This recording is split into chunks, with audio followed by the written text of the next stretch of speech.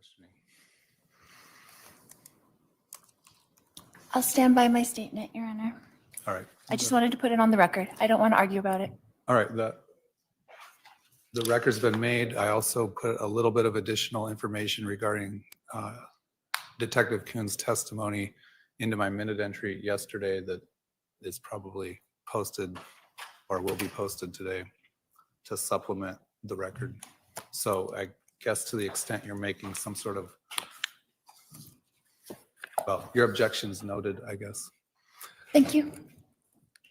Jury right here. All right, let's bring in the jury. Oh, wait. Do you have whatever?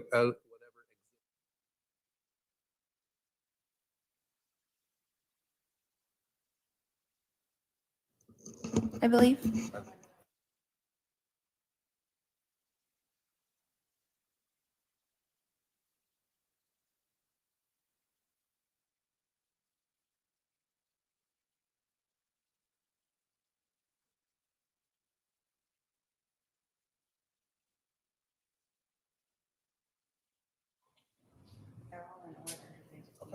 And then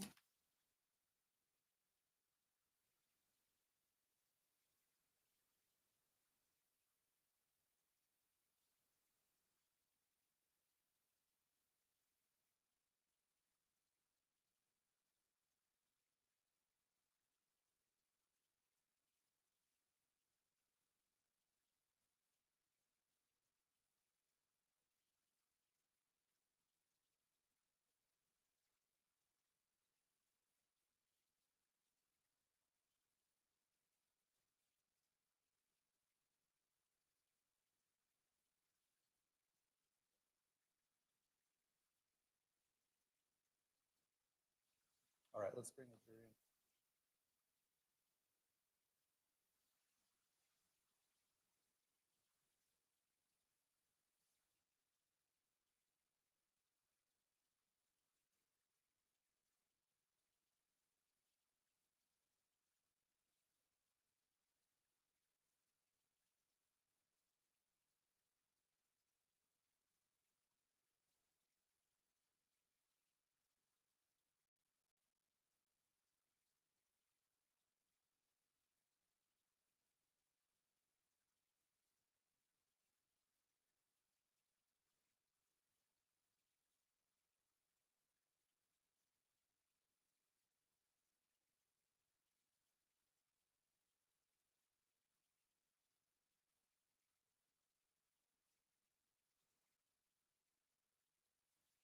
Continue her cross-examination of this witness.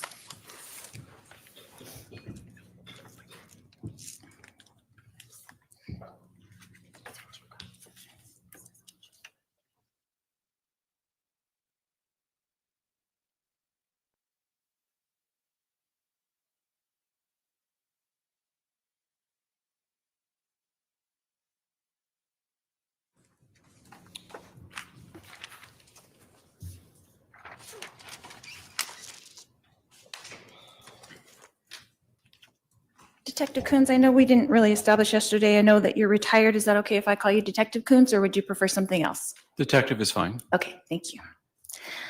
Detective Coons, yesterday you testified that no stippling was found as a result of the shot on my husband's chest. Is that correct? To my knowledge, none was found. Okay. So would it surprise you if the medical examiner expressed in his defense interview that there was stippling found in that shot? Would it surprise me that he had found it? Not necessarily based on the information. Okay.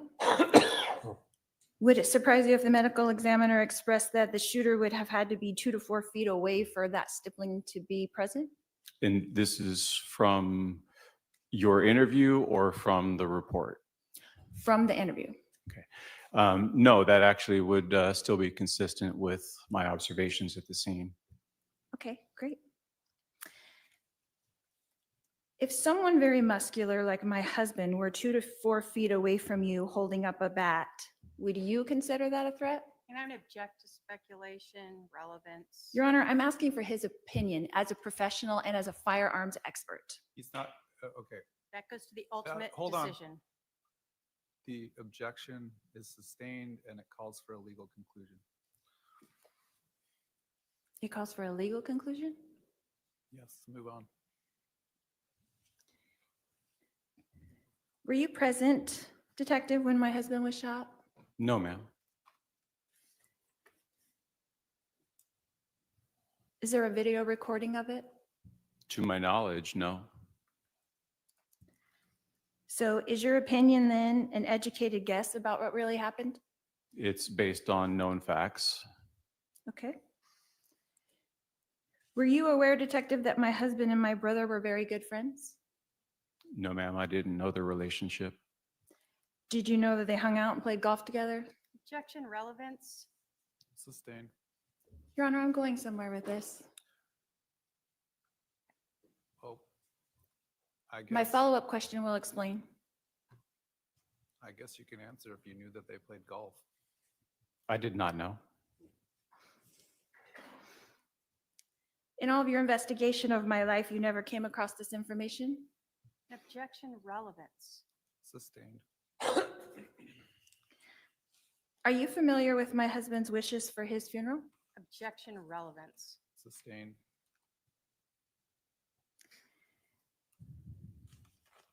Did you learn in your investigation that he named my brother Alex as one of his 5 best friends? And I'm going to object again to relevance. Sustained. Did you read the reports in this case? I did not read all of the reports in this case. No, I've read mine and I've authored mine, but I have not read the other reports. None of the other reports except for your own? That's correct. Okay.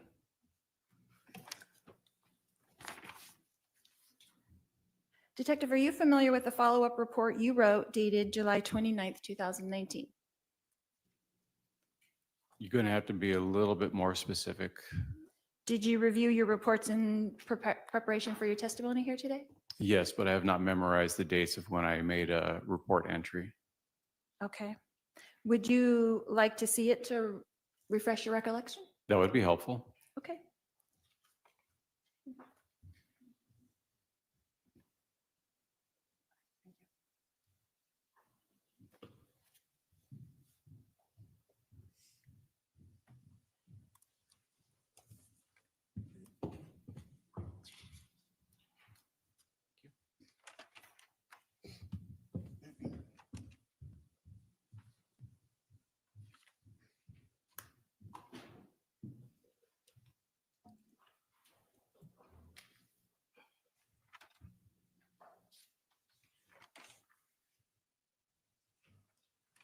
Okay. Does that look like a true and correct copy of your report, Detective? I believe it is. And those Bates pages run from what to what, please? They're obscured in the footnotes of it, but it looks like it's 126 through 131. Okay. And on the last page of your report, on Bates page 131, you explain what a shored wound is. Yes, ma'am. Could you read that underlined portion? I'm going to object to hearsay to reading it. Sustained. You can ask him to explain what a shored wound is. Okay. Can you explain to us what the shored wound is that you explained in your report? Yes, a shored wound would be a wound created as an exit wound where the projectile is exiting the body and the body is either up against a firm surface or firm material like spandex type thing. That's how it's been explained to me. Okay. That's fair. You said held in place by tight clothing. Is that correct? Yes. Okay. Did you in fact, and it says in your report, did you in fact collect my husband's clothing? Yes. Okay. And you took the clothing, it says, to the property storage facility. Is that correct? Yes, it went to a drying cage. Okay. Detective, are you familiar with bamboo clothing? I can't say that I am. Okay. Were you aware that on July 29th, 2019, my husband was wearing a $200 bamboo workout shirt? Objection, relevance. He can answer if he knows. I have no idea what the cost is. Are you aware that bamboo is a heavy-duty fabric not to rip or tear except under extreme conditions? I've not done any research into bamboo fabric. Okay. So could this fabric of his shirt have caused the wound to be short? It could have been a contributor, but it would not have been in this particular case. Why so? The body would have been on the floor where the bullet defect was in the floor. So you just said in your report earlier that a short wound could be caused by tight clothing. Is that correct? Correct. And you're saying that could not have happened in this case? The shirt did not appear to be tight clothing to me. Well, it was made of bamboo, as we established, right? Is that correct?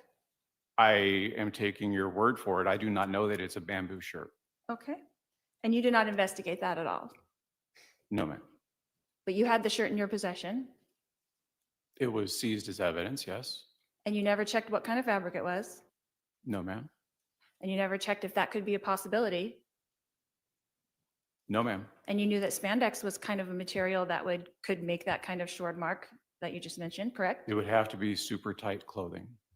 Super tight clothing, Yes. or a fabric that's even stronger than the spandex that you mentioned. The strength of the fabric, I don't believe, has a huge play in it unless it is form-fitting and compressing the skin, much like a hard surface or firm surface would.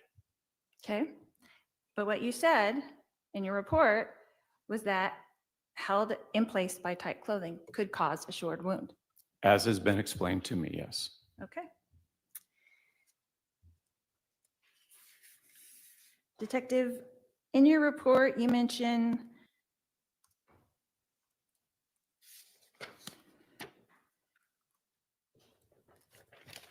let's see.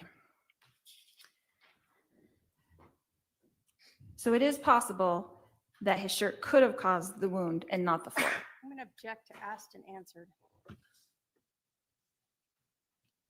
I'll let him answer. I don't know if it's possible or not for that particular shirt to have caused a short wound. Because you did not do any investigation about the shirt. Because the shirt did not appear to be form-fitting and very tight. Did it cover over the shoulder where the wound was? It was a full t-shirt at the time.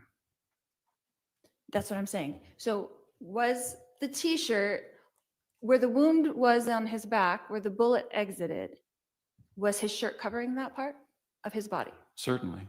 Okay. Was there a hole in the shirt at that location? Yes, ma'am. How big was the hole? The size of the bullet? So small. Small. Fabric stretches and contracts. So it was a bullet size. Okay. So when you had this shirt and you saw the bullet hole, it was after the shirt had been cut off by the firefighters. Is that correct? It hadn't been cut off. It had been cut down the middle, down the front, So just the front was cut. So the back was intact? minus the defects that we have seen from the bullet and exits, yes. Okay. So you were able to measure that. Do you have a measurement for those bullet holes in the shirt? No, ma'am. Okay. So it is possible that his shirt could have caused the wound, the short wound. Object again that we've asked and answered this 3 times Sustained. now. Okay, so is it possible that any shirt could have caused a short wound in any kind of, And I'm going to object to foundation as to any overly broad. as an expert? Let me rule on the objection. Okay, I'm sorry. I'll sustain the objection. As an expert and in your professional opinion, could that fabric of his shirt that he was wearing that day caused a short wound? Again, I'm going to object to asked and answered multiple times. Sustain. In the last paragraph of your report, Detective, you indicate that you were able to confirm your suspicion of the body position at the scene. Is that correct? Yes, ma'am. And what did you mean by suspicion? Well, at the time, I couldn't see through his body to see the full trajectories, so I did need the information from the autopsy. The trajectory rods helped with that, as well as the doctor's statements. All of that combined did give me the two different bullet paths. Okay. And then can you tell me, Detective, what happened to my husband's shirt? Do you know where it is now? It is in evidence as far as I'm aware. And it's, when you looked at it, where was it? The last I physically saw that shirt was when I handed it off to a crime scene tech to put into a drying cage with the instructions, once it was dry, to have it moved into the property facility. And so did you see it after it was in the property facility? No, ma'am, I have not. So you saw it before it was dried, is that correct? While it was wet from the medical examiner's office, yes. And that's when you examined it? I had seen it at the scene as well. And then, did you ever examine it? No, ma'am, Okay, so you saw it twice. that's fair. Okay. So you didn't test it for anything? I did not. Did anyone test it for anything? I that do you're not aware know. of? That you're aware of? I do not know. So you're not aware of it? Correct. I do not know if anybody else tested it. Okay.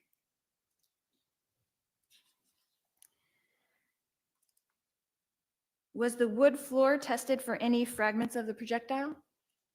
It was actually seized, so it was not tested. What does seized mean? We cut it out of the floor and kept it. Right, and then was it tested after it was seized? No, ma'am. So the wood floor plank that was taken from my residence was never tested for any fragments of the projectile? The projectile was intact, minus a deformity to it. Okay. But there wasn't any reason, are you saying there was no reason to test it? There had been no implication or indication that there was a request for it to be tested. And you wouldn't do that to see if the projectile actually hit the floor? No, ma'am. All the other circumstances and information that led up to that decision to seize the floor, everything appeared that it was going to be related to the actual bullet that passed through your husband's body and struck the floor. Wouldn't testing the floor actually be the easiest way to be sure that the bullet hit the floor? Not necessarily would it leave anything behind. Like I said, the bullet was a full metal jacket. It was still intact. Mhm. There had been a significant amount of blood that had pooled in it. I do not know if there would be residue left behind in it for testing. Fair. Okay. Was the projectile tested for any marks from the floor? No, ma'am. Were you aware that this was a rental house that we lived in? I believe I'd heard that. Okay. Were you aware that we had only lived there for about 3 weeks prior to this incident? I knew it was a short time period, but I did not know the actual duration. Did you know that? You know that by the time you wrote this report, right? I don't recall knowing the exact time frame that you had lived there. Okay. So the defect in the floor of the rental house that we lived in could have already been there before this incident. Is that correct? Not in my opinion, no. But it could have. An objection, Your Honor, asked and answered. Sustained. So of all the divots that we saw yesterday in the pictures on the floor, it could not have been there beforehand? Again, asked and answered. I'll let him answer. Go ahead. The divots I believe you're referring to were extremely smaller than the actual defect, which was still relatively fresh and not sealed like the other divots were. Okay, can we see?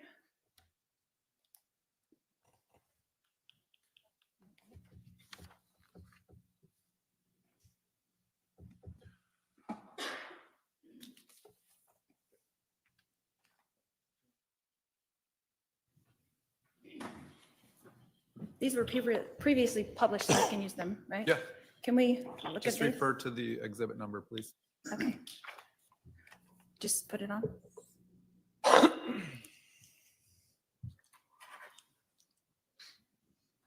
Detective, can you see that? I can't see that very well from there.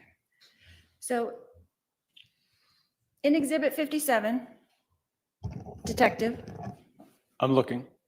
this, where my pin is pointing, Yes, ma'am? that's the defect that you're referring to where the bullet struck. Is that correct? Yes, ma'am. Okay. And these defects were already previously at the residence. Is that correct? Yes, ma'am. And do they look that much significantly different than that to you? Yes, they do. What do you think the measurement difference in that is, in your professional opinion? There is no scale in this photograph. It would be difficult for me to give you an estimate. So in your estimation, this defect is much larger than this defect. Is that correct? The second defect you're pointing to appears to be wood grain indentations. The other is an actual defect in the board. Okay. Thank you.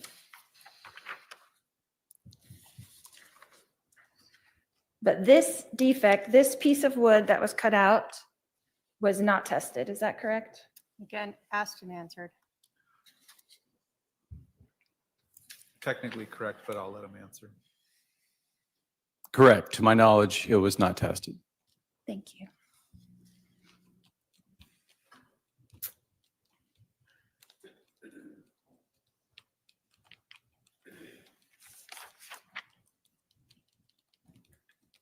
So do you know, Detective, for a fact that the defect on my wood floor was caused by the second bullet?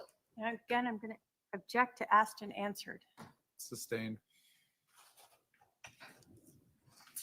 When we looked at the projectiles yesterday, the one from the baseboard clearly had white paint on it from the baseboard. Is that correct? Baseboard or the drywall, perhaps. Okay, but we all saw the white paint. Is that correct? There was a white marking on it. Was that tested for the white paint? No, ma'am.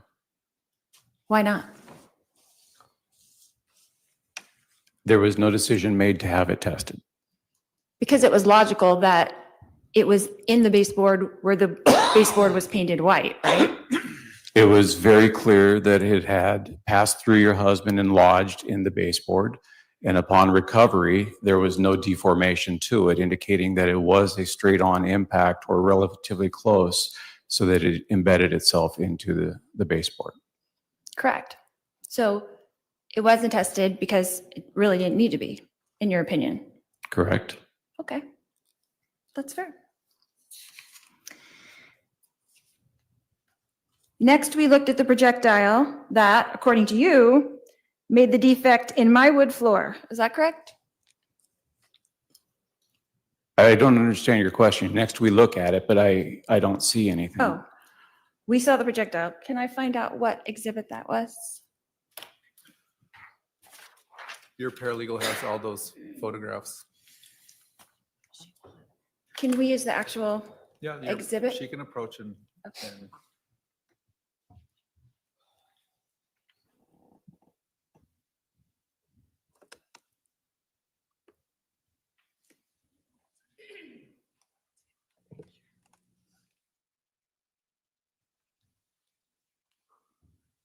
Are you looking for the actual projectile? Yes.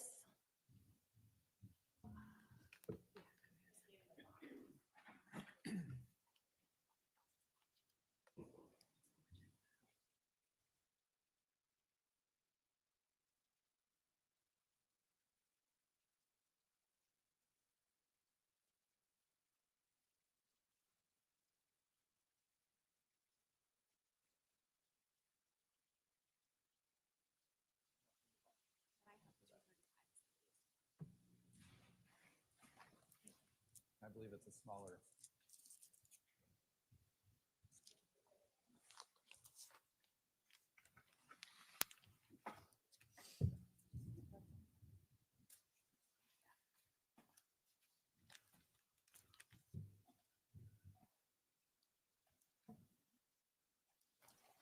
You want her to hand that to the witness?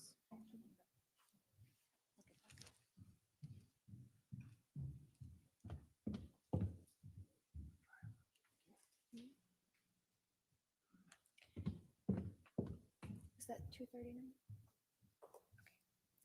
Detective, for the record, you're looking at Exhibit 239, is that correct? Yes, ma'am. And is that the projectile that we are talking about that you claimed made the divot in my wood floor? Yes, ma'am. Okay.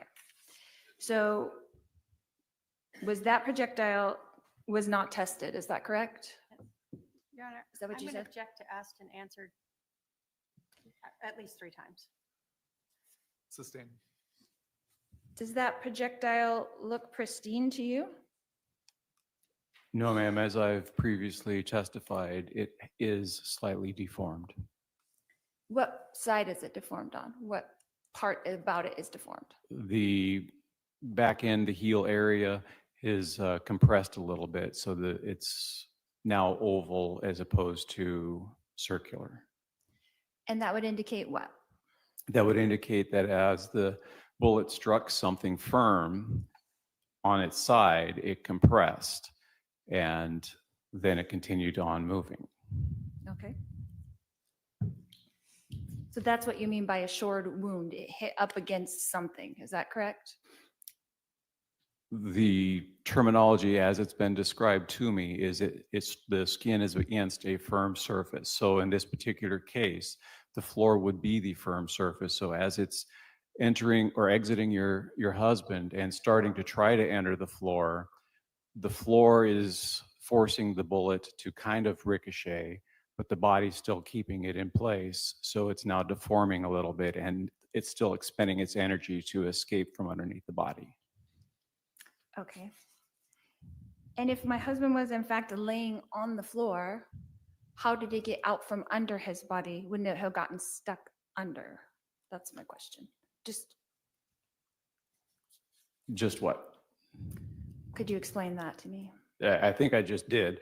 So the bullet is a full metal jacket. It still has its energy.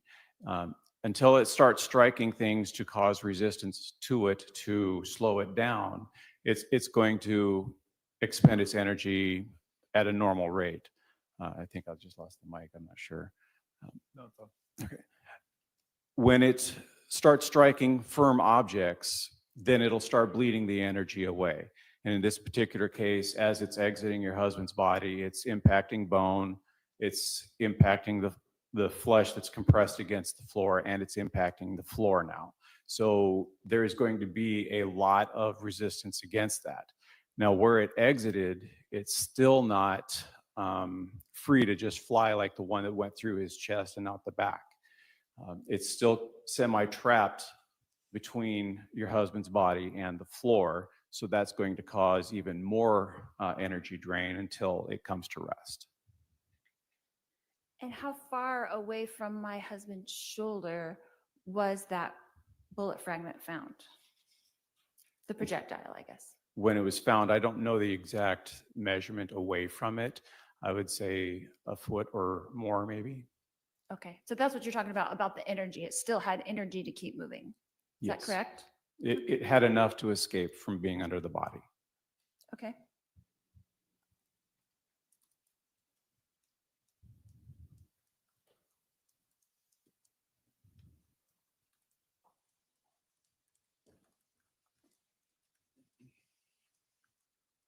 So because of what you saw at the scene, and you state in your report that it was your suspicion that that's what had happened, was that my husband was supine on the floor. Is that correct? Yes, ma'am. Okay. So was it your suspicion from the start of the investigation that led you to not confirm any other alternative? What other alternative, ma'am? My job was to collect the information and put it together with the information that was being collected in the interviews. The information from the interviews did not completely match everything that I had learned at the scene. Okay. Let's see. You did not test the wood floor, is that correct? I'm going to object again to asked and answered multiple times. Sustained. You did not You did not test the projectile, is that correct? I'm going to again object to asked and answered multiple times, and I'm going to move to start striking every question. Sustained. You did not investigate my husband's shirt. And object again to asked and answered multiple times. Sustained. Did you call Aloha Carolina and ask them about the fabric of my husband's shirt? No, ma'am. Okay. So would it be fair to say that you made an assumption early on and only investigated the things that supported that assumption? No, ma'am. Okay. Remember in your report where you stated that the bullet strike to the abdomen had an upward trajectory, passing through the left lung before exiting near the left shoulder. Yes. Okay. Could that upward trajectory have been caused by my husband falling backwards and the bullet hitting the abdomen and going upwards and exiting his shoulder as he hit the floor? No, not in my opinion. Okay. Detective Coons, on July 11th, 2019, were you at the Chandler Police Department during my interview? No, ma'am.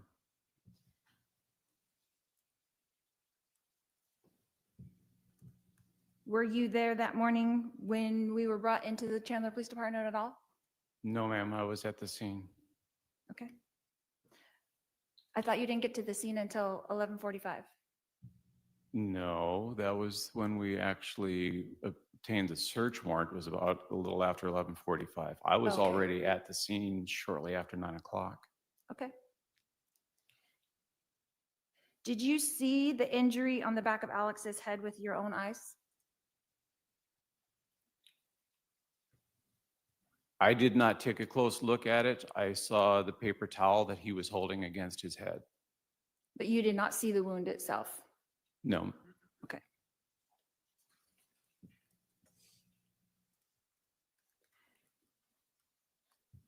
Are you aware if Alex's hands were swabbed for gunshot residue? there would have been no reason to swab for gunshot residue. Why is that? He had already stated that he was the shooter. He had stated it? To my knowledge, that's how the information was provided to me. Okay. Are you aware if my hands were swabbed for gunshot residue? I am not. Okay. Are you aware if my daughter's hands were swabbed for gunshot residue? I am not. Do you know for a fact that Alex shot the gun in question? Based on the information provided, that is what I have, yes. So you know that for a fact? Just with the information that's been provided, I can't tell you one way or another if there's another shooter because the evidence does not show that there was. Okay. So all you really know for sure, after your 5 years of investigation, is that my husband was shot 2 times, 1 by that particular gun, 2 with those particular bullets, at my residence, and that he passed away as a result of that. Would that be correct? Oversimplified, there is a lot more information that is available to us for that. Is that correct? Is that question correct? Those are some known facts, yes, but that is not all we know.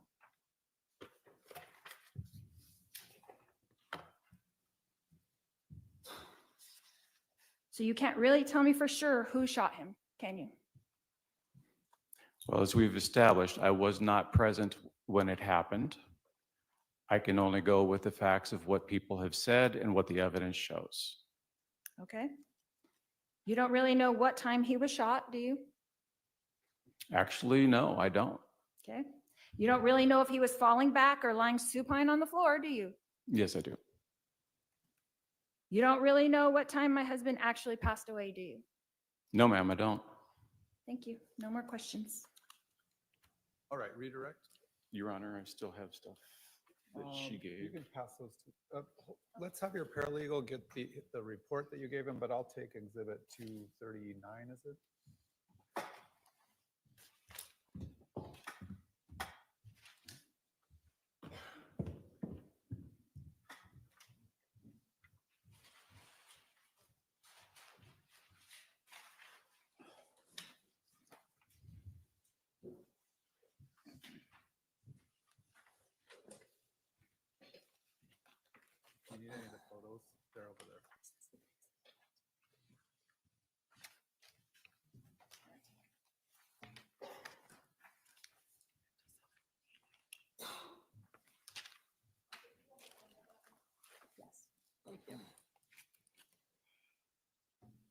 right, Detective, I know we started yesterday, so I'm going to kind of go back through a few different areas, all right? Yes, ma'am. Um, In terms of just understanding your role working with crime scene techs, you had testified yesterday that they are often the ones who actually pick up the item of evidence and put it in a bag, correct? Frequently, yes. Are you there observing them as they do that? Yes. You're not just wandering around outside drinking a coffee while they're processing the house. No, ma'am. So every item that we've brought in is something that you observed, you were there as they were documented and collected. Correct. And some of them, like the gun, you actually had to make safe before it could be collected. Actually, Detective Duncan is the one that made it safe, but I was present for those things. You were asked about the backyard being searched. When you have other people searching the house, and I think you'd said it was a collaborative event, if someone observes something, do they bring it to your attention as the scene agent? Yes, if I'm asking somebody to do a search for me to help out with a larger area, it is their responsibility to bring it forward to me if they discover something that they think is important. And if they see something, you would then go out and observe it yourself? Yes. We had talked about the gun yesterday and the ejection port.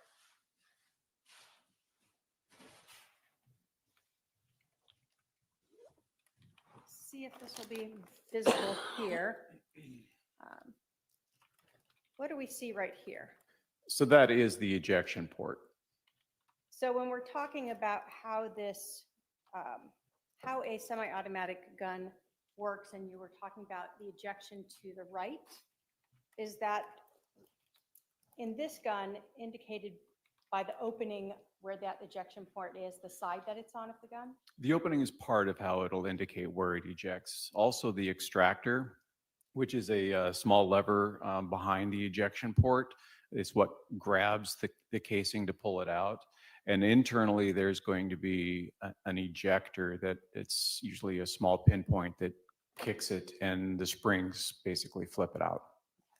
So all of that was what made you understand which way the casings would have ejected out of this gun. Yes. Now, you told us that that every gun can be slightly different if it's more upward, more outward, and you are unaware for this gun what that ejection would be like. Correct.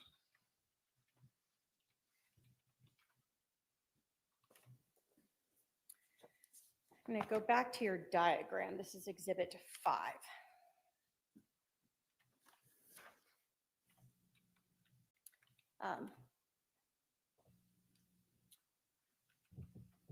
Are you able to, by looking at the measurements that you took, give us an estimate of the distance between those two casings that you have listed here as 9 and 10?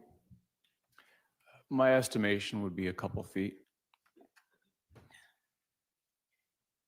And I guess, would your measurements, did you take measurements of where those were?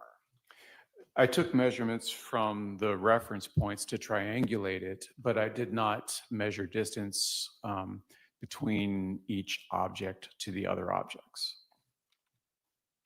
So the measurements that we see, I'm going to take it out of here. On the second page of your report, are those triangulations that you're talking about? Yes, ma'am. Okay. So are we able to extrapolate from this any distance between those two, or we are left with what you recall at this point? You're left with what I recall, but I also, on my diagram, I put a reference line or dimension line. It's near the north-south indicator, and that helps somebody who's looking at it get an idea of what a measurement might be in the diagram. Okay. And is that this line up here? Correct.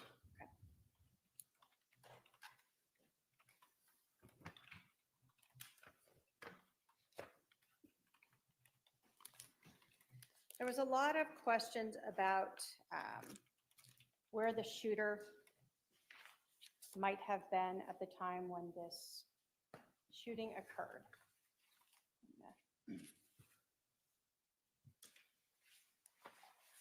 Start with 19 while I look for a different perspective, but in this house, you have talked about a rounded wall. Can you tell us where you're talking about for that? And you know, I'm gonna put up 14.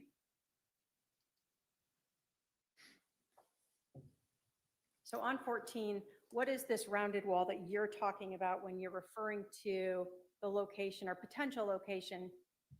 Let me say the general location of the shooter. So the rounded wall is at the south end of the main room that we're in, where the body's at. And it's also directly across from the hallway that runs to the 3 bedrooms and the hall bathroom. So is that this wall that we see in Exhibit 14 right here? That's correct. Okay. Now,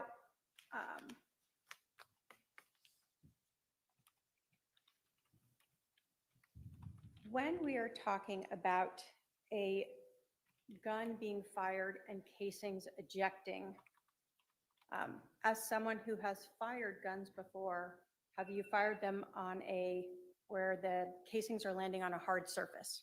Yes, Do casings bounce and roll? they do. So is the location of these casings,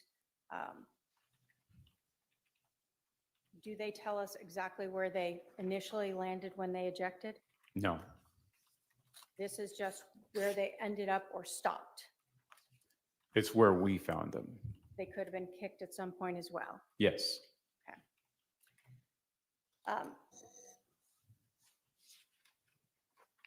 When you are looking at this scene, are you relying upon these physical items of evidence to reach your opinion? They would be some of it, yes. And then are you relying on your training and experience in conjunction with observing the physical evidence as well as the injuries to Charles? That would also be good pieces of the puzzle. And are you able to give us the exact location of this shooter? No, ma'am. Are you giving us a general area of the shooter? Yes, ma'am. And for the shot that goes through Charles's chest and out his back, where is the general area that you are saying the shooter was located? The shooter would have been located somewhere in the opening to where the kitchen and the hallway is, in close proximity to the rounded corner as well. Okay, I put up Exhibit 16 here. So somewhere in this area? Yes, ma'am. Now, you were asked a lot about the autopsy report and stippling. You were provided with a copy of it by the defendant, correct? It was never provided to me. You weren't allowed to look at a copy of it? The report that she gave me was my report from the channel report system, not the medical examiner. Have you ever looked at the autopsy report? I have. Did you, in regards to the injury to Charles's chest, the entrance wound, ever see the word stippling used there? No, it was not in the report. When you were reading that, did you interpret the way that Dr. Baumgartner wrote that to mean abrasions related to the actual entrance wound of the gunshot? That's how I interpreted it. Does that mean that Dr. Baumgartner didn't mean stippling? I don't know medical jargon so well, so he could have very well meant it with how he wrote it, but to me, it did not come across that way. And when you were at the autopsy, you don't recall him ever telling you about the stippling? Not in that word, no. But you were there at the autopsy, correct? Yes, I was. Are you in the room with him, like right there next to him? No, we are actually mandated to stay in the, I guess it's the viewing area of that particular location. There's a window between you and he's in a different room. Yes. So you also were asked about Dr. Baumgartner saying in a defense interview that because of this, what you've now been told is stippling around that gunshot wound to the chest, that the shooter or the gun being used could have been 2 to 4 or so feet away. Do you recall being told that? Yes, I do. All right. I have a little thing here, 24 inches. So 2 feet, 24 inches. Yes, ma'am. And I don't know if I can approach or if I have to have my, Go ahead. thank you. So when we're talking about 2 feet, saying from the wound on his chest, The indicator would be from the muzzle to the chest. so that distance is 2 feet. Yes. Understanding that additional information that the defendant provided you, that Dr. Baumgartner advised during a defense interview, does that alter your opinion in any way as to where the shooter would have been, the general location of the shooter for this shot to his chest? No, it actually makes sense with the completed trajectory that ended up in the baseboard. So those being 2 feet away from Charles Vallow when the end of the gun to his chest did not seem so far away that, or so close that it didn't fit in with your opinion. Yeah, 2 to 4 feet would be certainly consistent with what I saw. So he's 2 to 4 feet away from him in this area. Away from that area, yes. I'm going to talk to you a little bit about the floor itself that you observed underneath Charles's shoulder after he was removed, okay? I'm putting up Exhibit 244. That's the actual piece of wood.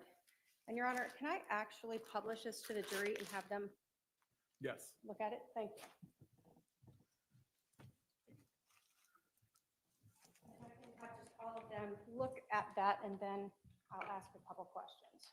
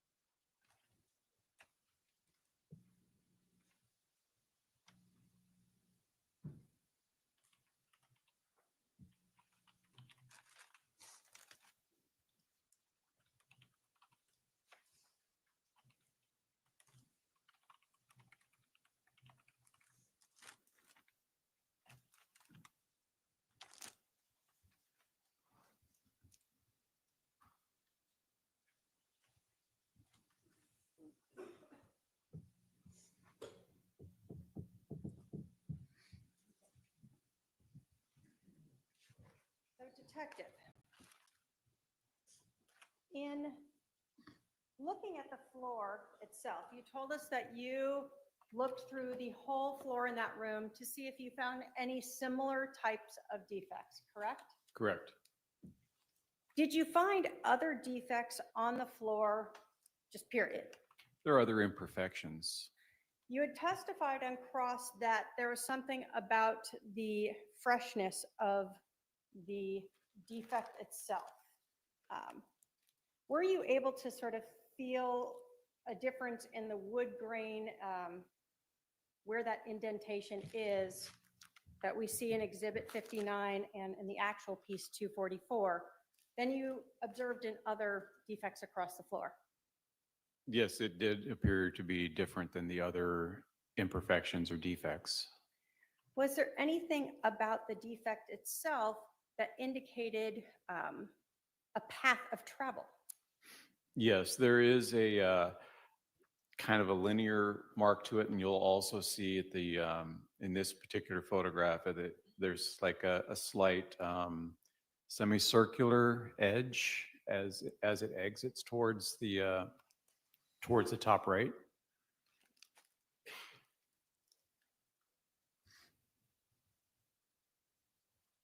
And was there anything about that pattern itself, both the depth, the freshness, the location of it, that made you feel it was consistent with a bullet strike? All of those factors help make it consistent with it, not to mention the location of the projectile that was in close proximity to this defect. So let's talk a little bit about those projectiles. I'm putting Exhibit 40 up here. Do we see the projectile over here next to Charles Vallow? Yes. Now, were you aware when you were given this scene that fire had already been there? Yes, I was. Pretty obvious because of all the medical devices, right? They left a tail. And if you were advised that fire has testified that they rolled Mr. Vallow onto his right side towards the west, would that have then exposed his left shoulder there? It should have. Do you know whether or not that bullet was ever moved at all personally? Well, I have no idea what the condition of that bullet was until I physically saw it. Now, the location of this bullet here on the floor next to Charles, why is that significant in determining whether or not Charles was upright or down? Well, it's significant because for this particular shot, he would have basically been vulnerable, if you will. Let me ask it this way. Why is that significant in making your opinion that he was on the floor versus upright for the shot to the abdomen? Oh, okay. The angle of entry into the abdomen and exit is not consistent with him being upright or any other way other than lying on the floor. The defect is where the defect is, and the bullet, as demonstrated with the chest shot, had enough energy to exit. And had he been any other direction, I would not have expected the defect to be right underneath the body. So if someone is standing and someone's on the floor shooting upward, where would the bullet go? Well, if he's standing and the shooter is horizontal, then the bullet would go towards the ceiling or high wall area. So this idea that it would end up on the floor below him and right next to him, would that fit with that scenario? Of him standing, no.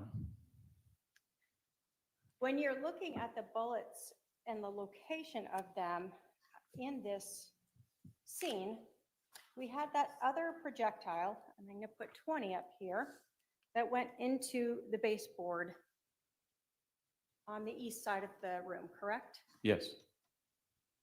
When you talk about someone being standing upward and the bullet being slowed, how can you explain to us how this bullet landing over here and embedding itself in that baseboard is consistent with Charles being standing upright when he was shot. It fits the dimension of the room. It fits the wound path through the chest and exiting the back, because the exit is lower than the entry. So there's already a downward motion to it. I know that the bullet struck the spine prior to exiting, so that would bleed even some more energy from it and potentially cause it to start dropping as well.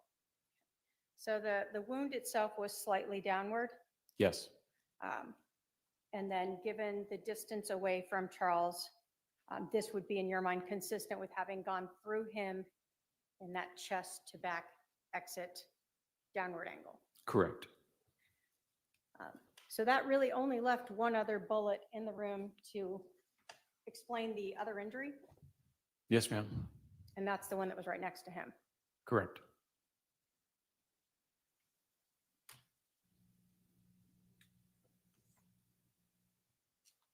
You were asked whether or not you made assumptions about the shooting, how it occurred. When you got to the scene, you were given a basic briefing, right? Yes. How do you start looking at a scene when you're observing the evidence there? I do an overall assessment of the scene. I apply the initial information that's given to me, and I progress from there. Are you, if the physical evidence is what it is, are you trying to find a new way to make that work? No, I let the evidence speak for itself. So here, the physical evidence is one bullet is in the baseboard, right? Yes, ma'am. And so that had to come from somewhere that makes sense for that trajectory, right? Yes. And then the other bullet is right next to Charles. Correct. And so again, you're looking at all the physical evidence and how that fits together. Yes. And in this case, in your opinion, the shot through Charles's chest that exited his back, did the evidence support to you that he was standing up for this shot? Yes. And in your opinion, looking at all the physical evidence from the casings, the projectile, the injuries to Charles, was that consistent with the shooter? And now that you know the stippling, with the shooter being still in that sort of kitchen hallway-ish area when he fired that shot at Charles. Yes. And in your opinion, again, looking at the casings, the injuries to Charles, the location of the projectile, as well as the shored wound, and the lack of stippling, does that support your opinion that Charles was on the ground when he was shot in the abdomen? Yes, it does. I have no other questions, Your Honor. Are there any questions for this witness from the jury? I'm not seeing any. You can step down. They can call its next witness.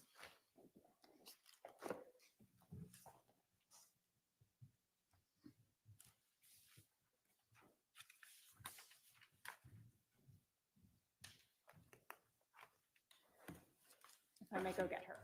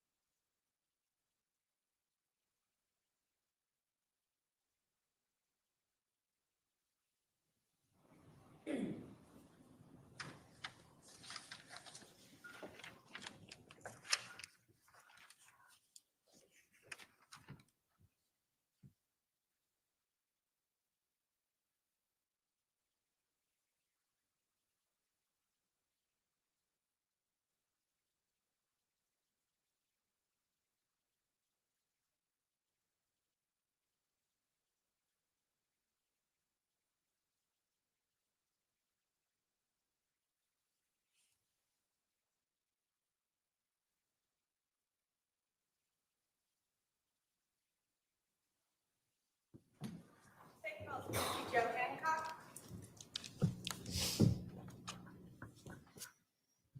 All right, come on up. You're going to stand right here and be sworn in.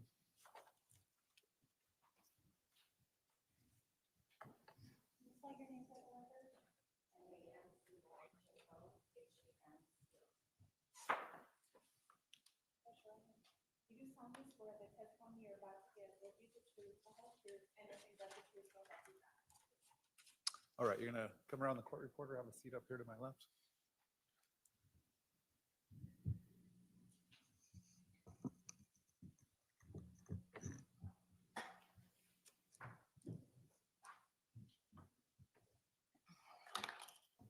Can you please introduce yourself to the jury? Hi, my name's Nancy Jo Hancock. And do you go by Nancy Joe? I do, How old are you? 61. And do you currently work? I'm self-employed Do you live here in Arizona? in Mesa, yes. Were you born and raised here? Born and raised here. Do you have your own children?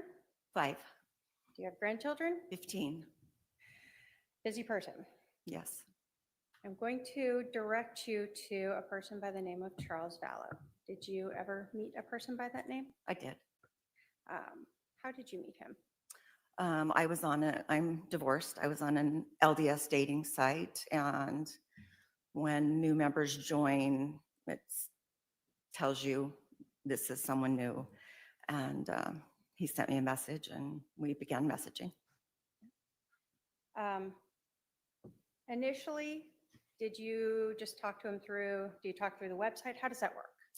Through the website at first, and then he asked for my phone number, and then we were texting and talking on the phone as well. Do you recall approximately when you met him? It was early July, I believe the 3rd. And so you said you guys would text.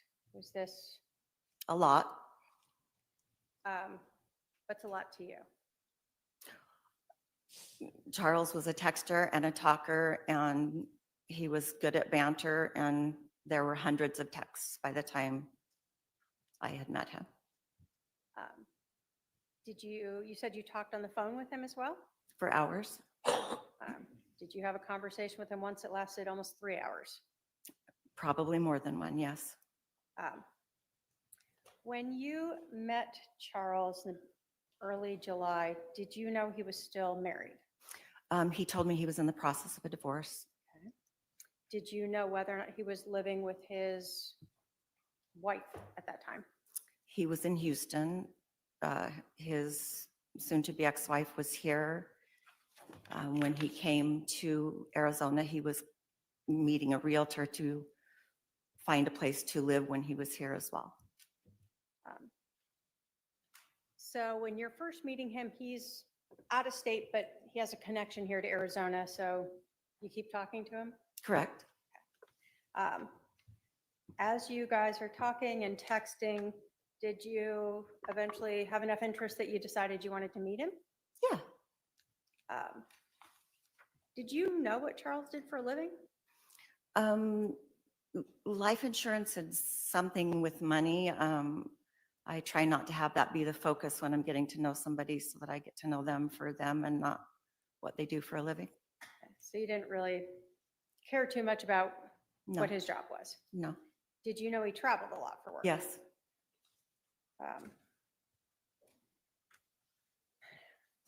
As you and Charles are talking and texting, just sort of yes or no, can you tell us, did he get very detailed about his life with you? Yes. Did you know if Charles had children? Yes. Just yes or no again, did you talk to him about his wife specifically? A lot. Did he mention his wife by name? Yes. What did you believe his wife's name was? Lori Vallow? Have you ever met Lori Vallow? No.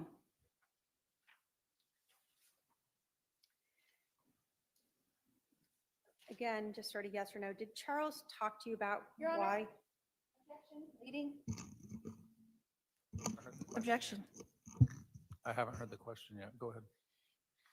So just yes or no, did Charles talk to you about why he Leading was is yes or no. No, leading is a question that suggests the answer, so she can answer yes or no. So again, just yes or no, did Charles talk to you about why he was separated from his wife? Yes. Based upon your discussions, how long did you think there had been issues going on between Charles and his wife? For several months, but more intensely since the beginning of that year was 2019. So since the beginning of that year.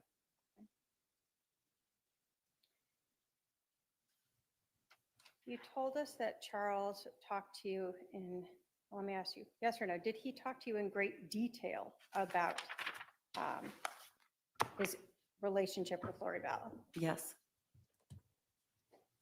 You told us you met on an LDS dating site, right? correct. So are you a member of the Church of Jesus Christ of Latter-day Saints? I am. Was there anything that you were hearing that you thought were outside of your beliefs? A lot of things. As Charles was telling you these things about his wife, can you tell us his demeanor? What his voice was like, what his attitude was like as he's talking about that? I just remember thinking that he was strangely calm and still kind towards Lori, even through what they were going through.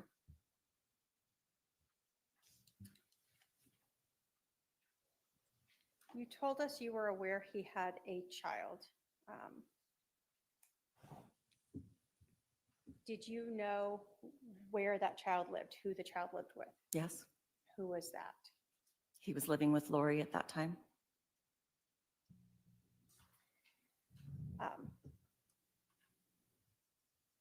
You have He had this- older children as well, but the young one was living with Lori.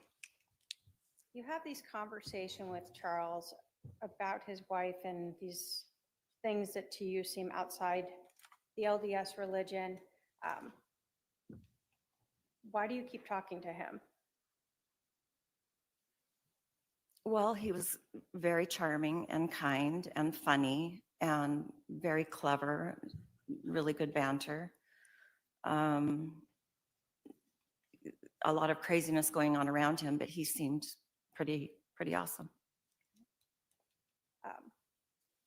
Now, you guys had just known each other for a few days. Did you think you and Charles were exclusive? Heavens no. So would you be surprised to learn that he was talking to other people on other websites? Not at all. Did he in fact share some of that with you? He did. He shared some pictures of some woman that had sent him that were quite scanty, and then proceeded to ask him for money, and thought how funny that was, that that's what people were doing online. Did you eventually meet Charles in person? I did, And how many times did you get to meet him in person? just once. What day was that? He was flying in from Houston, and we had arranged to go to dinner that night. His plane was delayed, and so I met him that night on the 10th of July. July 10th, was that 2019? Correct. And was that then here in Arizona that you met? It was. You said that you had original plans to meet and they got pushed back? Yeah, his plane was delayed, so we met a little later than we were supposed to. Where did you guys meet? What did you do? At the Keg restaurant by Santan Mall, and we ate, but we talked until the restaurant closed. We were the last people there. So you shut the place down. We did. I finally looked around and I realized that we were the only ones there, and told him we probably should leave. And then we went outside and talked by my truck for another 45 minutes or so. Based upon everything you had heard, was Charles coming in to see you, or was there some other reason he was in Arizona? Charles was ecstatic to see JJ. He was coming to see JJ, so excited to take him to school the next morning. He was also coming to look for a place to live. He had an appointment to meet a realtor friend after he had taken JJ to school. And then he was also supposed to meet with Lori's brother, Adam. So you and Charles have this evening on the 10th. Were you going to meet again? Yeah, we were supposed to meet up in the late afternoon after he got through with the things that I just said. So did you have a set time for the next No. day? Mm-mm. Can you describe Charles? Was he a fit man? What was his size? Very fit and into physical fitness. And while we were talking, I know that he was swimming. I got to go to the gym, and yeah, very, very fit, strong. When you were talking with Charles on July 10th, that evening, let me ask first, do you recall about what time you ended up meeting him? It was around 7. I got there first, and but it was right around 7, between 7 and 7:15, I'd say. And do you recall about how long you guys were together until you finally Well, the left? restaurant closed at 10, and they were closed and no one else was there. So it was after that we left. And then, like I said, we stood by my truck and talked for another half hour, 45 minutes after that. So a later evening. Yes. Can you tell us, you said that you understood he was going to go see his son. What was his demeanor about with regards to JJ and seeing his son? Like a kid on Christmas morning. He was very excited to see JJ. You had talked about his demeanor when he would talk about his wife. On that evening or ever, did you ever hear him swear or use derogatory names or anything like that towards Lori Vallow? I was surprised with the details that he was describing to me, how kindly he still spoke about Lori, and his hope was that she would be a great mom for JJ. Did that stand out to you? A lot. Why?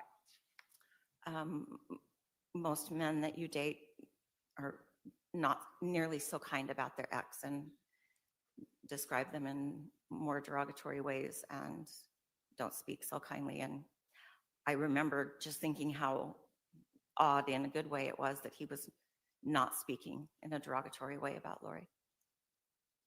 So that made an impression on you. It did. During any of your conversations with Charles, did you ever learn that he had a life insurance policy? I did.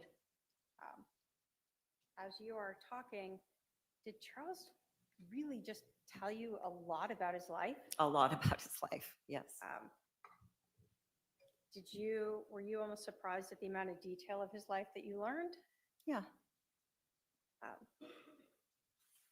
Did you understand whether or not any changes had been made by Charles to the life insurance policy? He told me that he had changed his beneficiary to his sister, Kay. And as he was proceeding to tell me some of the things that were going on, I suggested to him that maybe he should let Lori know that he had changed the beneficiary on his life insurance to Kay. Why would you tell him that? Because of the things that he was describing to me and his concerns for his safety and the thought that money would come into play.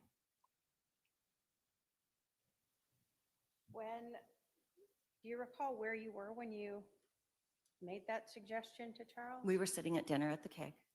So this is on July 10th. Correct.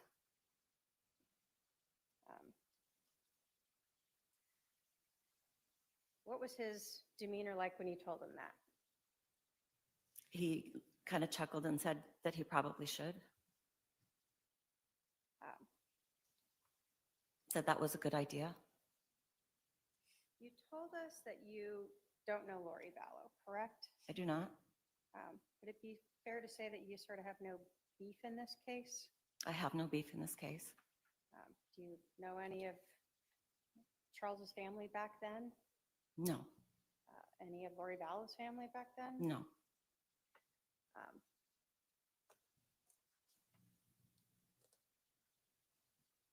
When you, I guess, left Charles after talking in the parking lot that evening,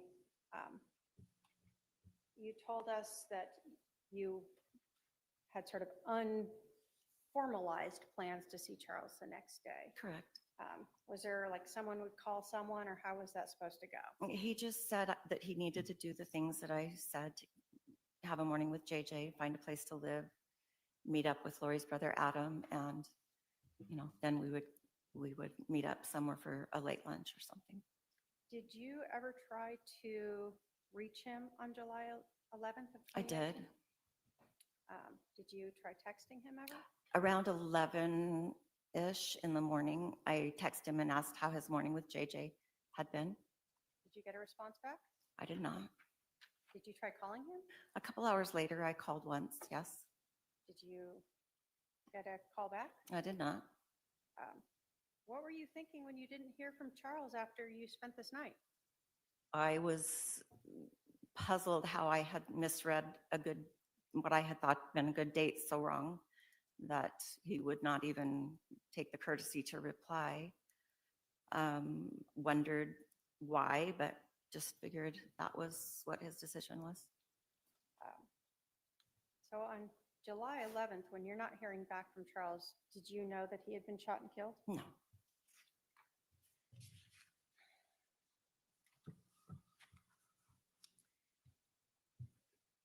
Did you later learn that Charles had been killed from seeing something on TV?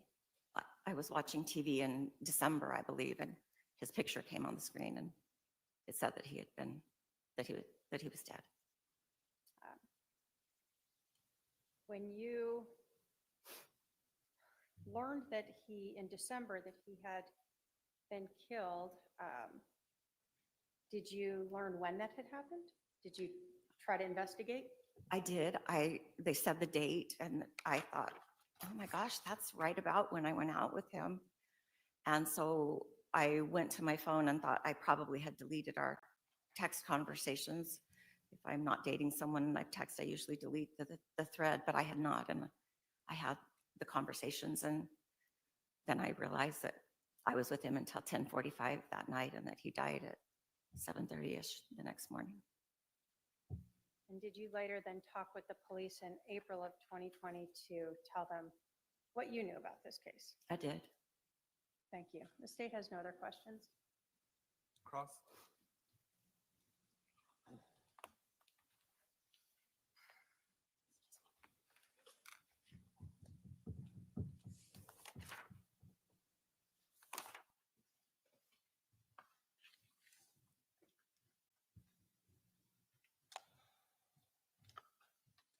Nancy Joe, right?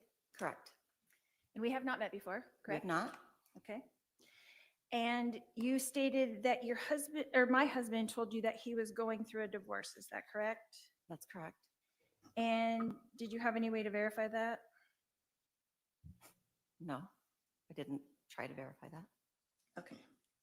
So did it surprise you later to find out that we were not in the process of a divorce?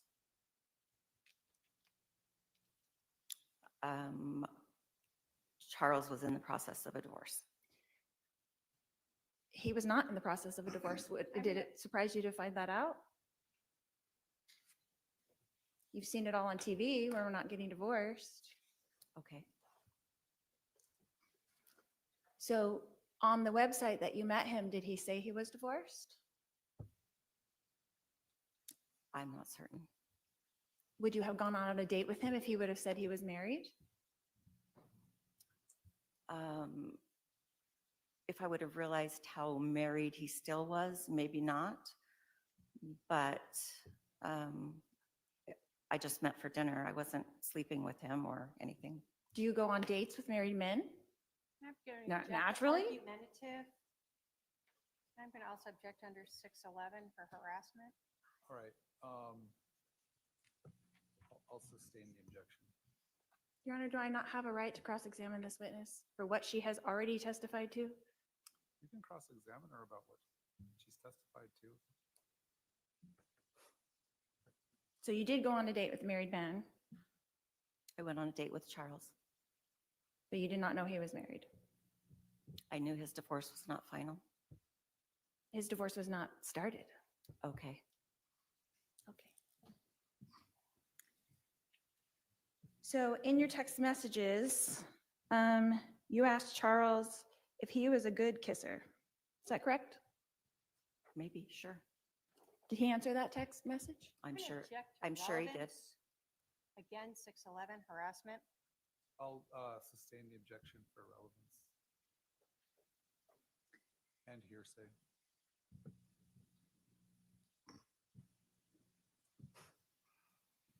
So are you trying to tell me and this jury that you went on one date with my husband and he told you all the details of our lives? I'm telling you the truth, and that's what I know. So you spent your whole date getting to know each other, talking about me. Don't flatter yourself. No, we did not spend the whole time talking about you. You knew a lot about me, right? I knew what I've testified to. What else did you talk about on your date? Lots of things. Like what, for instance?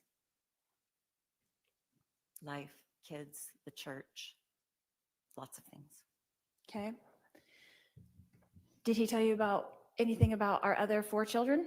Yes, So you knew that we did have 5 children as well? I did. Okay. Did he talk to you about my daughter Tylee? He did. Did he talk about his relationship with her? I don't recall that. Did he talk about the contention in his relationship with my daughter Tylee? I don't recall that. I'm sure you don't. And I'm going to object to comments by the defendant made after questions testifying. I'll sustain the objection. On your date, you talked about my husband was a life insurance salesman. Is that correct? I knew he did something with money and insurance, but I really didn't know the details of what he did for work. Like I said, I don't ask the details about what someone does for work when I'm trying to get to know someone. But you knew that he sold life insurance. You stated that. I believe that I had a vague understanding that he did something with insurance. And then he brought that up again at dinner. No, we didn't talk about his work at dinner. I thought you said you did talk about, and correct me if I'm wrong, you said you did talk about that he changed the life insurance policy at dinner. Well, you were asking me if we talked about that he sold insurance, which that didn't happen. But yes, he did tell me that he changed the beneficiary of his life insurance policy at dinner. Did he tell you how much his life insurance policy was for? Yes, he did. What did he say? $1 million. Did he tell you how much my life insurance policy was for? I do not recall. You don't recall? We didn't talk about you very much in that vein. When did you talk to him about me very much then? If it wasn't at dinner, was it in your text messages? We were talking about what he was going through in the process of separating from you, not about what your life insurance policy was worth. And we talked about you on the phone, and when I say you, meaning what he was doing as he was going through this separation. So let me understand. You were dating some different men on this website, right? From the websites. Sure. Would you say it was common for men to be talking so much about their supposed ex-wives during their conversations with a potential, It's actually very common, really? really. Interesting. And again, Your Honor, I'm All right. going to object to the defendant making comments after her questions. and I'm you sorry, Your strike- Honor. I won't do that again. All right, please stop. I'll the just comment. ask the questions. Thank you.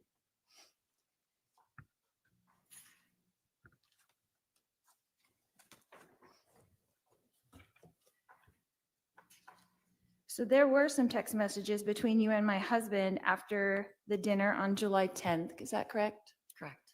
What time would those text messages have occurred? After dinner, What time?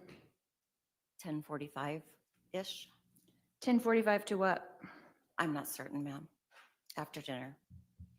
10:45 to midnight, maybe? I just told you I don't know. Maybe. What did you discuss in those text messages? And I'm going to object to relevance again. If there's a specific area. Sustained.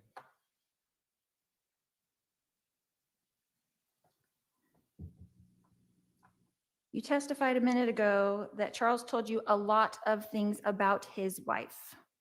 You didn't say ex-wife, but you said wife. Is that correct? Okay, sure. What were a lot of things? The things that I've testified to. Can you be more specific? Am I allowed to do a narrative then? Let's go on sidebar.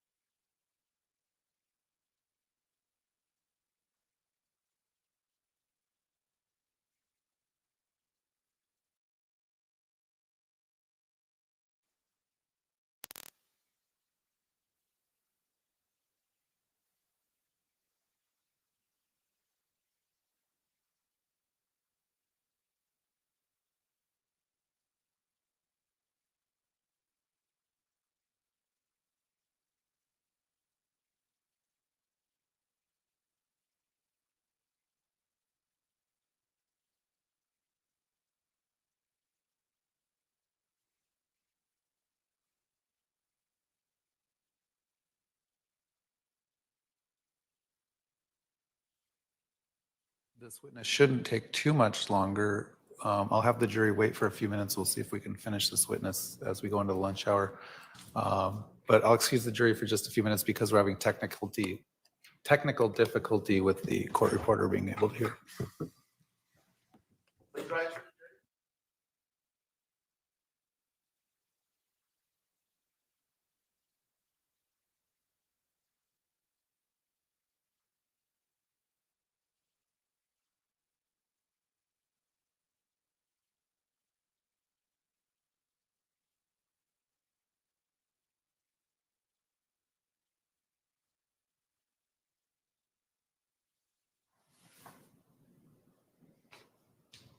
All right, please be seated. The jury is no longer present.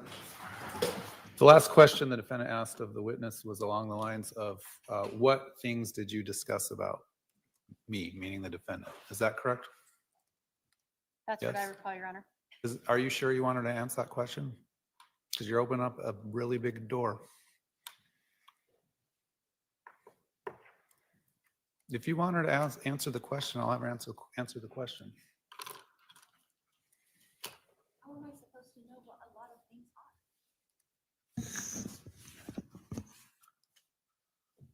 All right, if you want her to answer the question and there's no objection from the state, we'll No bring the objection. jury back in and have her answer the question. All right, let's bring the jury in.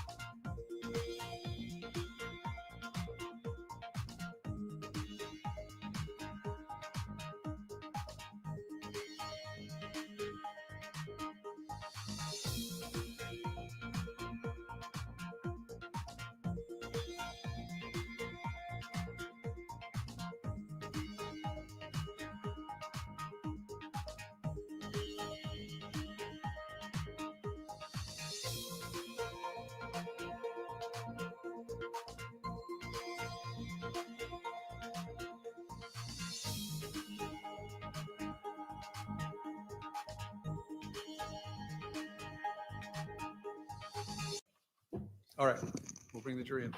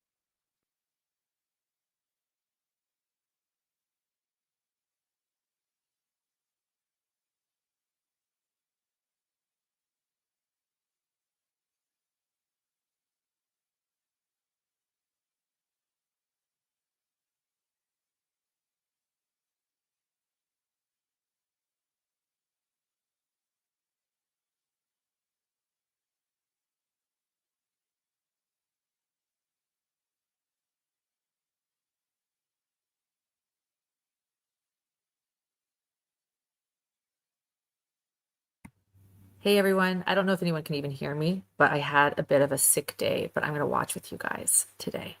So we're all going to be, no future Lauren today. We're all going to be a half hour behind together. But 3 cheers for Nancy Joe. Stir it up.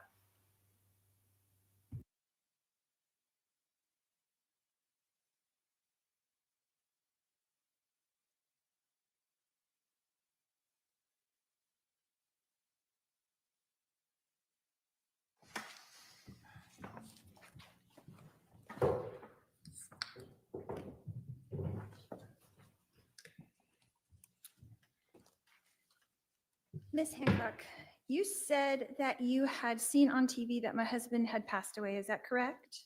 That's correct. And you indicated after that that you saw my sister-in-law, Kay Woodcock, on that show and you reached out to her. Is that correct? I didn't indicate that, but that is correct. I reached out to Kay after I saw that Charles had died. Okay. And did you do that through Facebook or I did. social media? Okay. How many times between that first contact and now have you and Kay Woodcock communicated? I've spoken to her just once. I've texted her here and there regarding, I've texted her here and there about other things. I don't know what I can say. Okay. How many times have you texted her? I have no idea. Like more than 10? Maybe. Okay. Have you ever turned over those communications to the state? No. Did they ask you for them? No. Okay.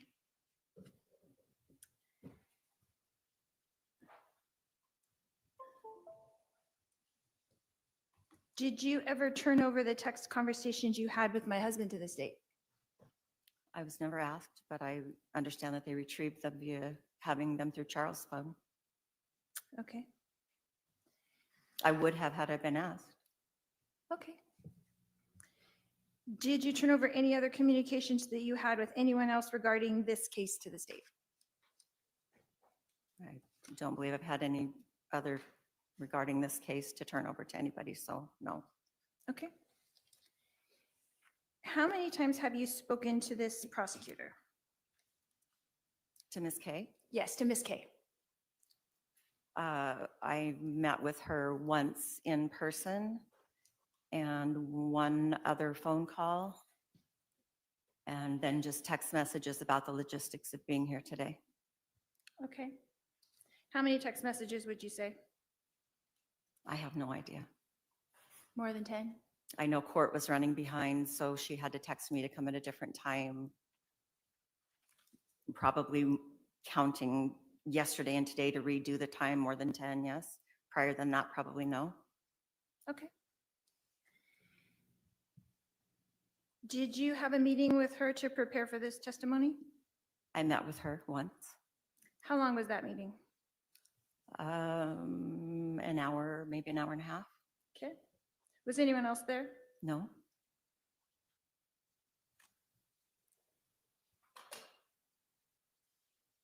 Have you ever spoken to my brother, Adam? Yes, but only because I ran into him at my grandson's pickleball tournament the other day. And how did you know that was him? Because I've seen him on media via the situation surrounding you. So you initiated a conversation with him? I just said hi, and he asked me who my grandson was, and I pointed it out, and that was the end of it. So you introduced yourself to him? To my brother? I don't know that I introduced myself, but maybe. How would he know who you were? I don't know that he knew who I was. I knew who he was. So you went up and talked to him? I did talk with him, yes. He didn't call you over, so you went up and talked to him? Yes, ma'am. Okay. And when you were talking to him, you told him you were who? I told him that my name was Nancy Jo Hancock. And did he recognize that name from something?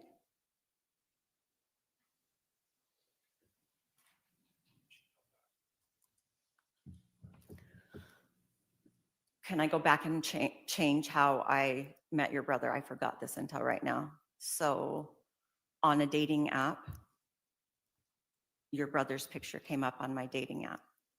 And I sent him a message and said, but he had a different name that he used, not Adam. And so I just sent him a message and said if he was going to use someone else's pictures, he should probably pick someone different than Adam Cox. That's how I met him. That's how you met my brother, Adam? Correct. Do you know what perjury is? Absolutely. I object, Your Honor, to Question. argumentative harassment. Argumentative.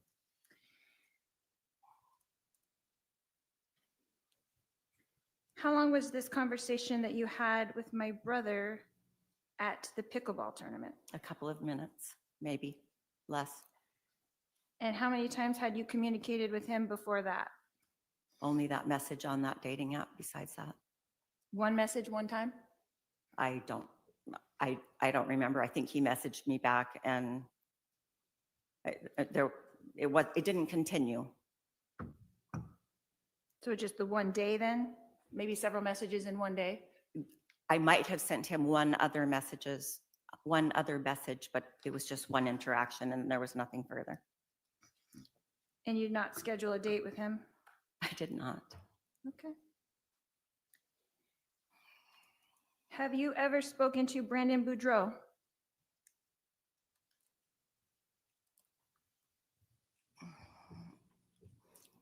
Yes.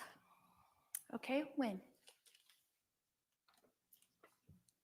He attends the same church that my daughter does, and he happened to be at their house briefly, and I didn't really speak to him. I just knew that that's who he was And how did you know who he was? because my daughter told me. And who did she say he was Brandon Boudreau. in relation to me? She knows the story, and I know the story, so she just had to tell me that his name was Brandon Boudreau. That he was married to my niece? Is that the information that you had? I know that he was married to your niece, yes. Okay. Just the association is all I was asking.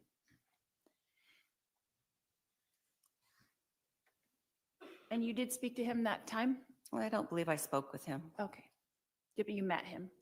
Or I don't know that I even met him. I was there.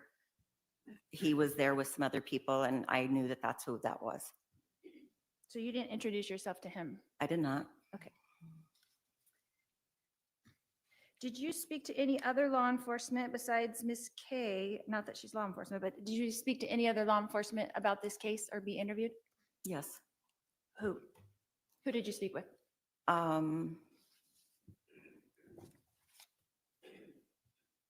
Detective Moffat is who interviewed me. I believe that's I might have left a message for him. I couldn't tell you who with, but the only one that I spoke to was Detective Moffett, Nathan Moffett. And when was that interview?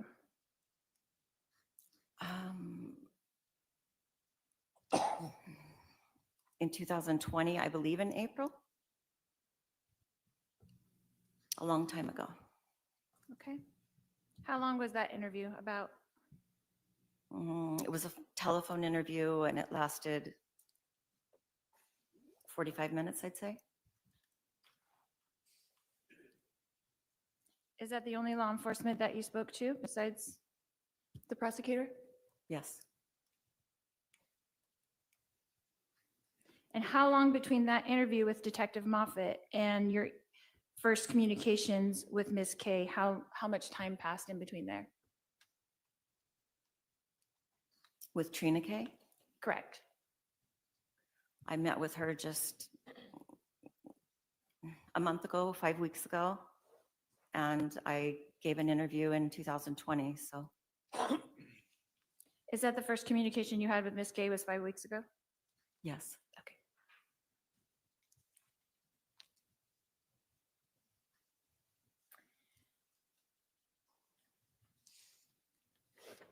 Ms. Hancock, were you aware at the time of your date that I did not know that my husband was on dating websites and dating women? Objection, speculation. Sustained. Were you informed by him that I knew of the situation of us being separated? He was under the impression you were having an affair, so him moving on was a natural effect from that. He told you that? Yes, he did. Okay. Just to recap, you said that you met my husband Charles, on July 3rd. Is that correct? Approximately. Did you ever take a day? And you went on a date with him on July 10th. Correct. So that was what, 7 days later? Approximately. So would it be fair to say that you knew my husband for a week? Approximately. Okay. And then you had no contact with Charles after that, correct? Well, he was dead, so clearly I didn't have contact with him. Okay. And it wasn't until you saw that he had passed away on the news that you reached out to anyone, is that correct? Correct. I didn't know he was dead. And that was about 6 months later, is that correct? I believe it was December, so July to December is 5 months, I believe. Okay.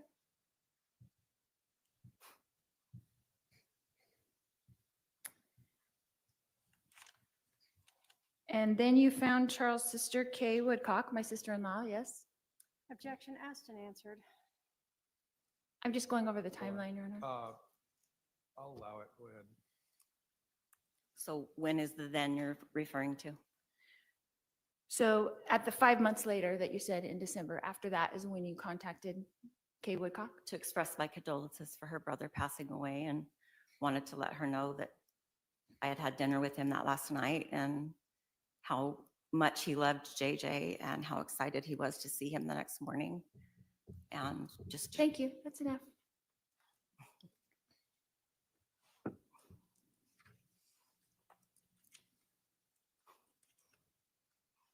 I'm just recapping here, and you contacted her through Facebook, is that correct? And again, asked and answered. I don't think that was actually asked yet. I'll overrule. Go ahead. yes, as I said before, I contacted her through Facebook. Okay. And then sent a few text messages, is that correct? That is Yeah. correct. This is recap of everything we've already gone through.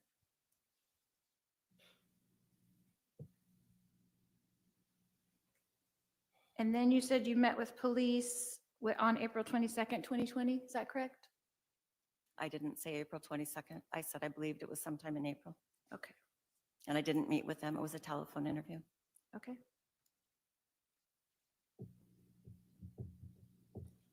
And that was around 1 year after my husband passed away, is that correct?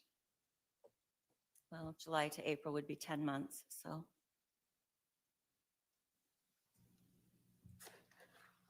No more questions, Your Honor? All right, redirect. Thank you.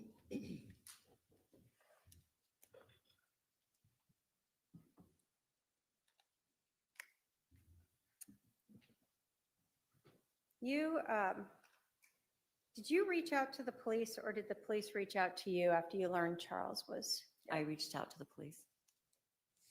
um, I was surprised, given that I mean, if they'd seen his phone, they would see the text communication that we had had and that we had been at dinner that night before he died.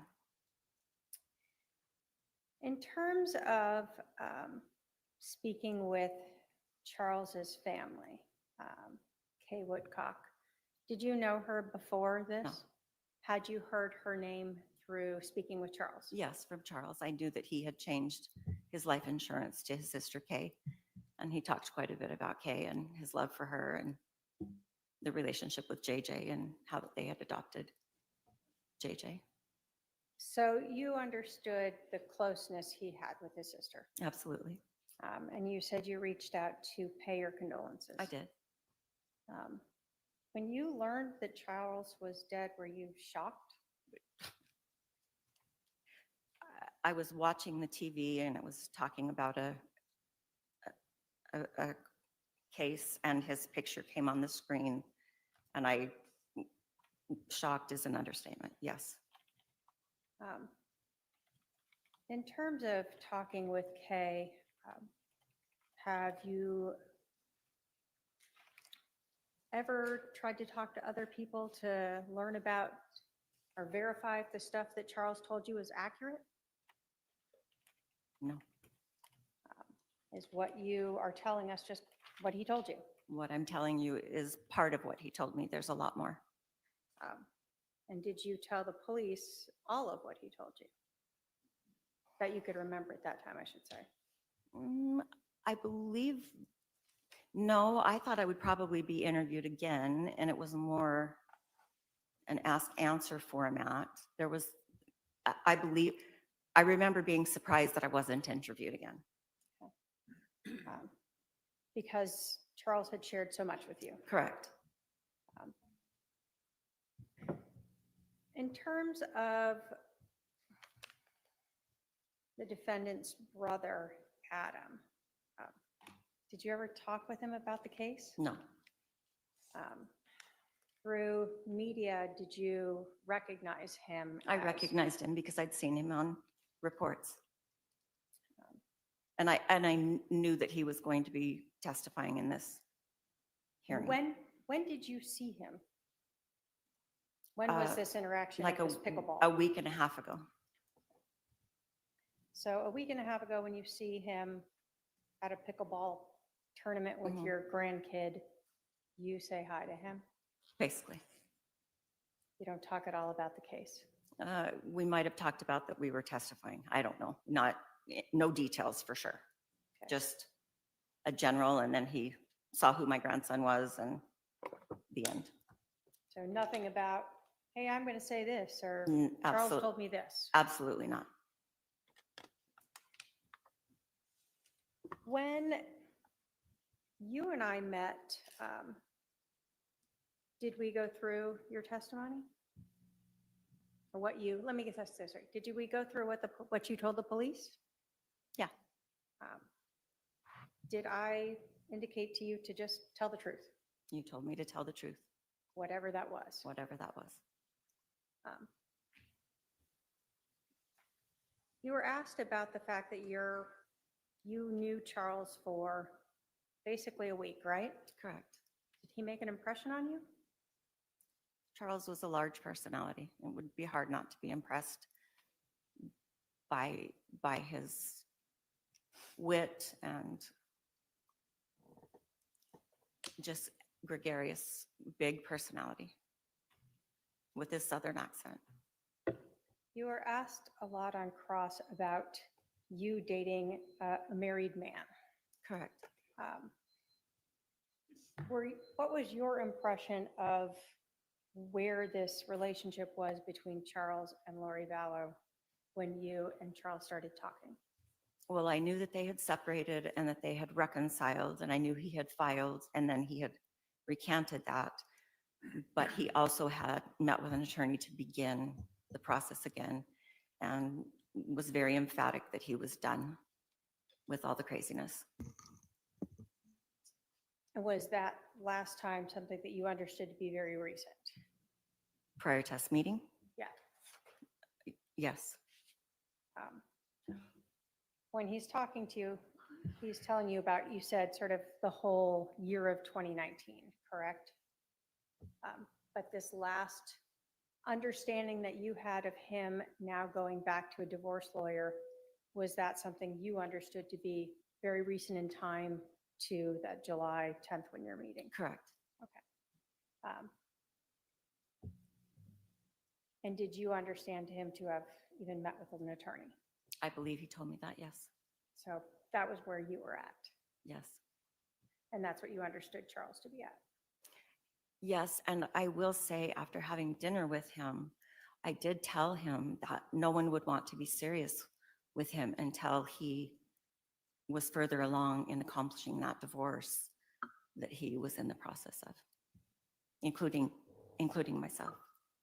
So even though you knew he was just barely starting now, did you still want to meet with him again?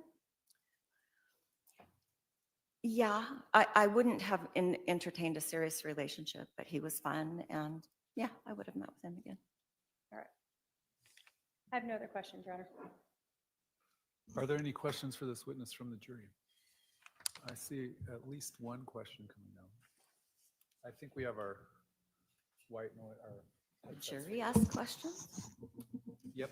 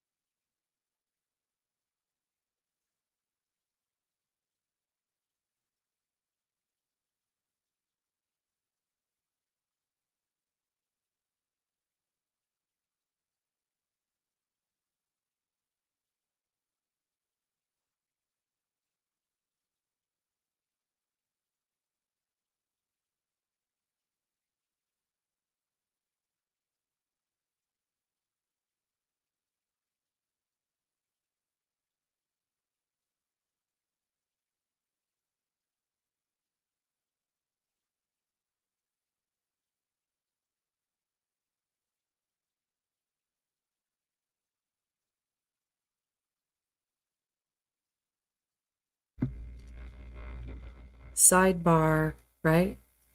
I just want to like point out how hypocritical is it. So upset with Nancy Joe for going on a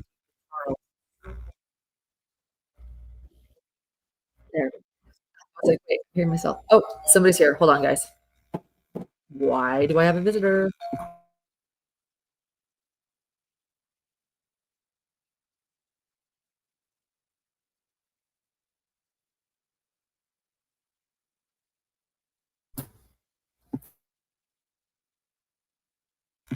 Package, a good package, hence my smile. We got okay. So Lori was having an affair with Peter Griffin, Chad,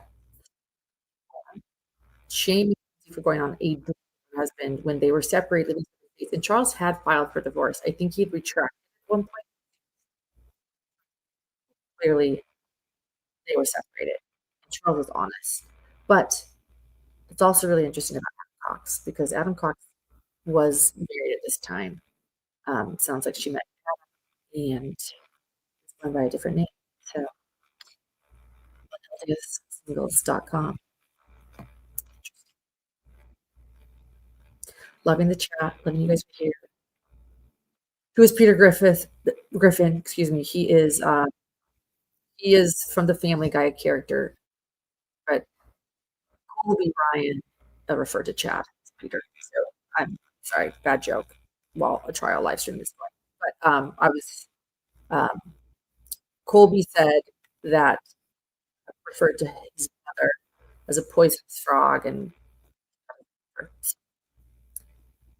anyway, this is gonna be really interesting what jurors ask, and I'm really glad to be here with you guys. I will be quiet and keep watching with you guys. But I am here for Nancy Joe. Don't flatter yourself. Merch is coming. I love her. Um, and I love that we're using the just emoji with Nancy Joe. Go, Nancy.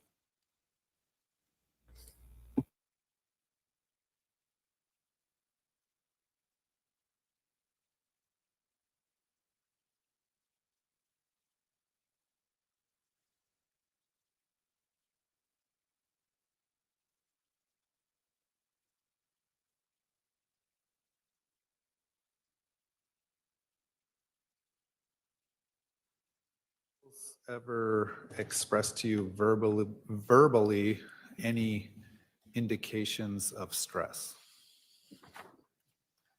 Definitely, he was very worried that That I think we'll just keep it with a yes, no answer for this question. Does the defense have follow-up based on that juror question?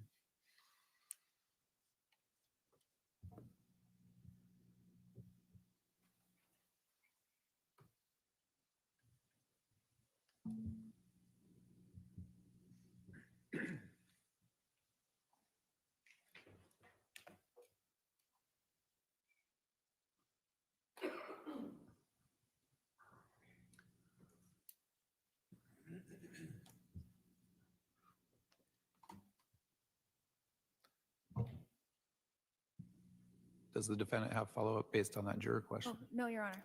All right, state. No. All right, you can step down. Thank you. State can call its next witness.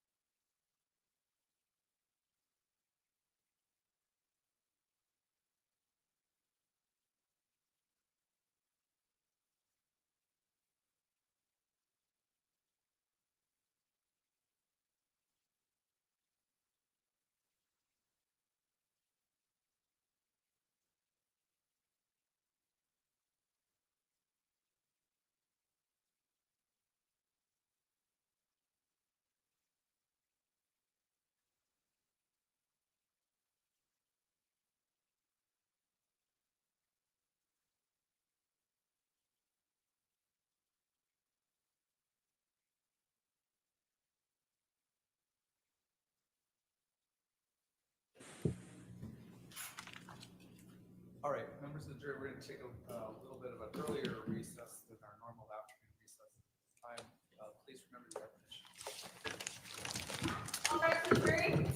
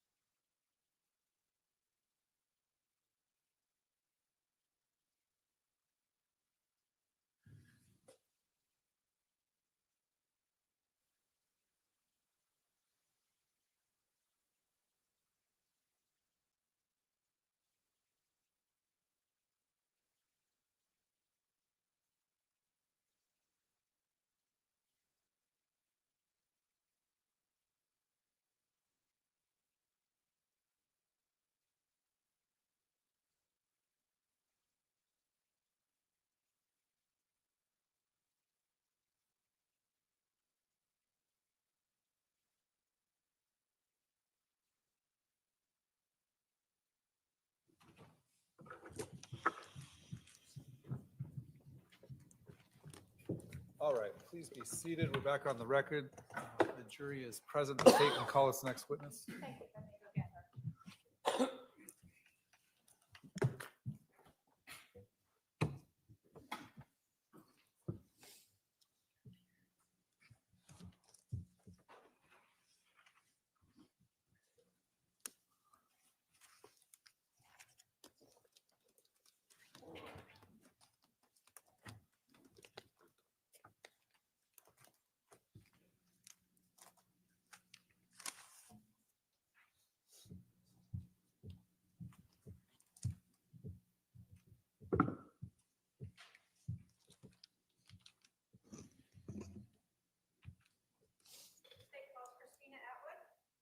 All right, ma'am, you're going to come right up here in front of me and be sworn in.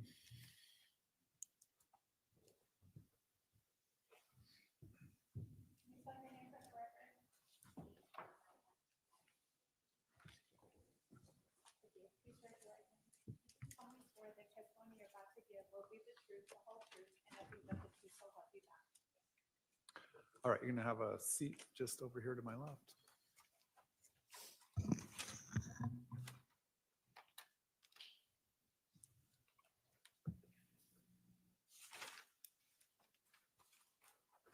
Would you please introduce yourself to the jury? Christina Atwood. How old are you, Christina? I'm 52. If you can get just a little closer, you're very soft to the, 52. thank you. I know nobody wants to say that loud. Do you live here in Arizona? Yes, Did you live here in Arizona in 2019? I did. Are you from here? Not originally. How long have you been in Arizona? 2009. I want to start by asking you a little bit about some personal part of your life. Are you a member of the Church of Jesus Christ of Latter-day Saints? Yes, Were you raised in that religion? I was. As a member of the Church of Jesus Christ of Latter-day Saints, did you ever meet Lori Vallow? I did. Do you recall sort of where you first met her? Start with that. At church. And do you recall approximately when you first met her? We moved into that area in 2010, and I'm not sure if their family was there at that time or not, but Sometime after that? yes, And did you know her husband, Charles Vallow? yes, Was that also through church? yes. Did you initially, well, let me start. Did you know they were married? Yes. Did you have more contact with one over the other? More with Lori than with Charles. And why was that? My sons and husband had interaction with Lori through the primary program. And I didn't have much interaction with her before they moved to Hawaii. But when her and Charles had moved to Hawaii, we went on a trip and we stopped to visit, and Charles was not at home. And so we interacted with Lori on that trip. Do you see Lori Vallow at that time in the courtroom today? I'm sorry, what was that? See Lori Vallow in the courtroom today? Yes. And can you point her out and identify what she's wearing? Purple top and suit coat, dark suit coat. Your Honor, may the record reflect the witnesses identified the defendant. It shall. Okay, so you told us that you met Lori and Charles through the church. Do you know how long you went to church with them before they moved to Hawaii? I don't recall what year they moved, but I know that we moved to the area in 2010 and we went and visited in 2015. Okay. And that's, you visited them in Hawaii. Hawaii. Mm-hmm. Yes. Other than that, well, let me ask you, when you visited Lori in Hawaii, were her kids there with her? That you said they lived there, right? Yes. Okay, so did you know at that time how many children were living with Lori and Charles? 2, Who were they? JJ and Tylee. I don't know if Tylee was there that weekend. She may have been gone. It might have just been JJ. But you were familiar with them having those two children Yes. residing with them?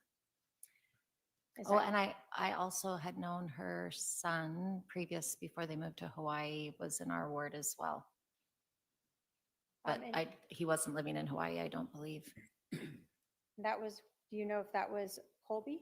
Yes, Was he a son from a prior marriage? yes. Did you know any of Charles's children from a prior marriage? No. When you went to Hawaii and saw Lori and JJ, how long did you spend, a day or weeks? How long were you visiting them? We visited on a Sunday afternoon for an hour or two, and then sometime in that week, we got together for a couple of hours on the ocean, just paddleboarding, and that was it. Had you had social interactions with Lori and Charles prior to going to Hawaii? Not anything of other than waving or saying hello or something, no.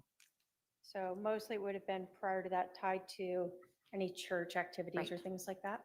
Correct. Did you at some point learn that Lori and Charles had moved back to Arizona? Yes. How did you learn that?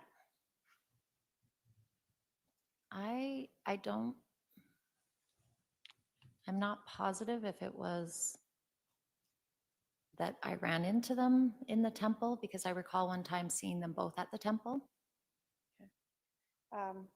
And do you recall if that was around 2018? Like, yes,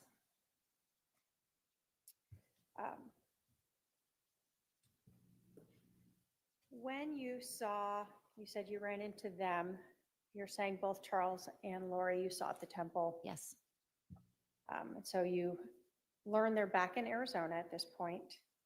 Is that correct? yes. Did you ever have Lori ask you to go with her to Hawaii? Yes, she did invite me.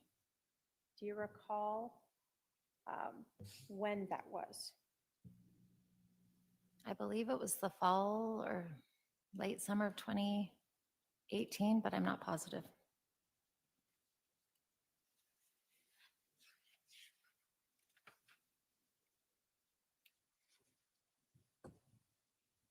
Do you recall ever do you remember being interviewed by the police? Yes,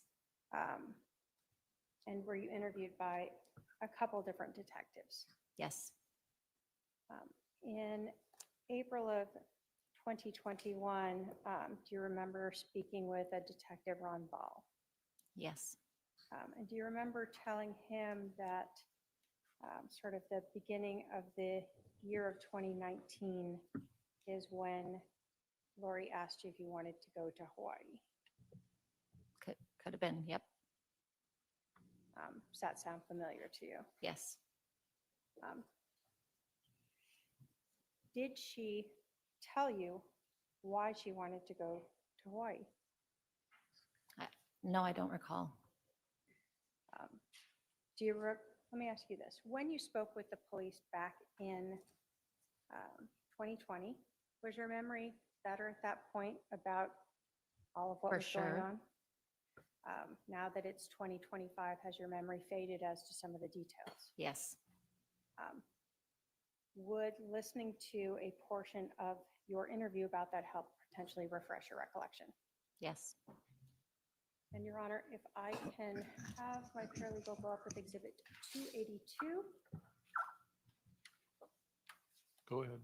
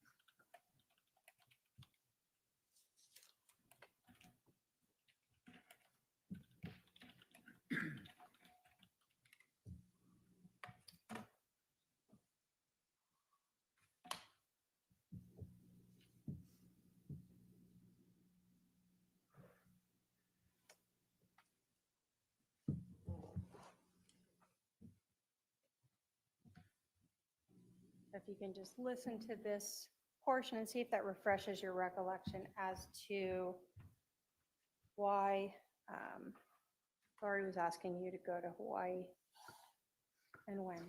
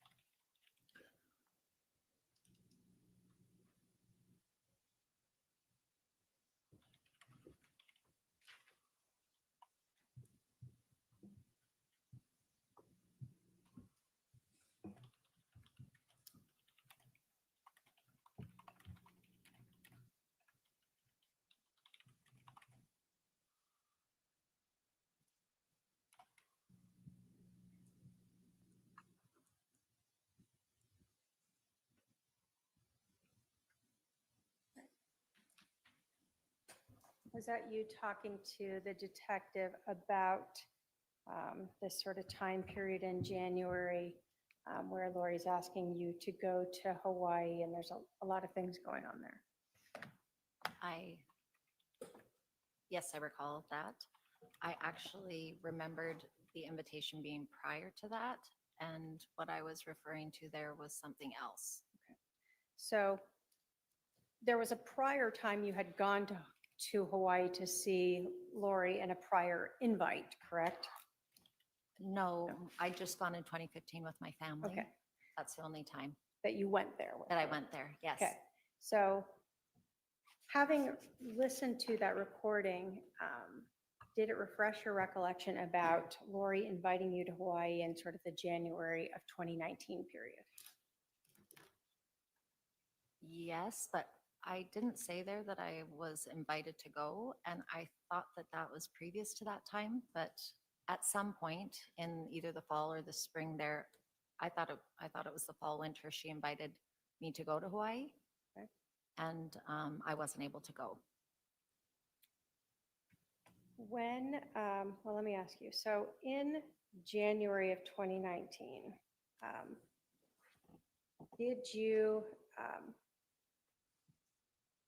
did Lori reach out to you about some things that were going on in her life?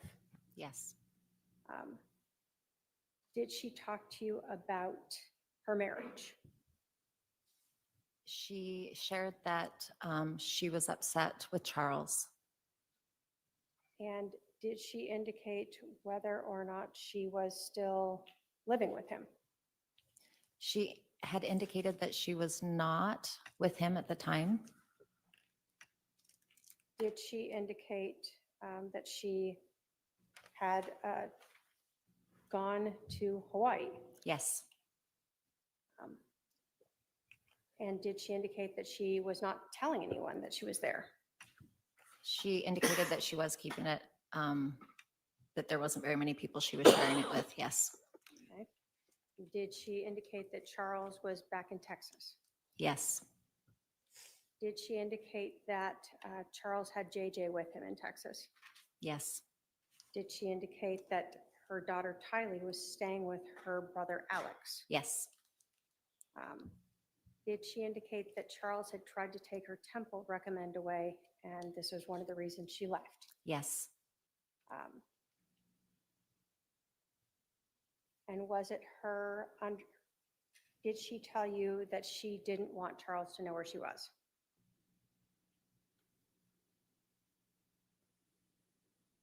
I don't recall. So if you had said that to the police back in April of 2021, would your memory have been better? For back then? sure. Do you contest that you told the police back then that she was trying to make sure that Charles didn't know where she was? I'm sorry, could you say that again?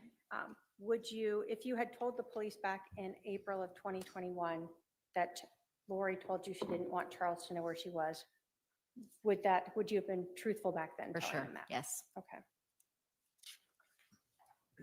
Do you know how long she stayed in Hawaii? I don't. Did you ever become aware of her going to Idaho as well? No. Not until December of 2019. Do you know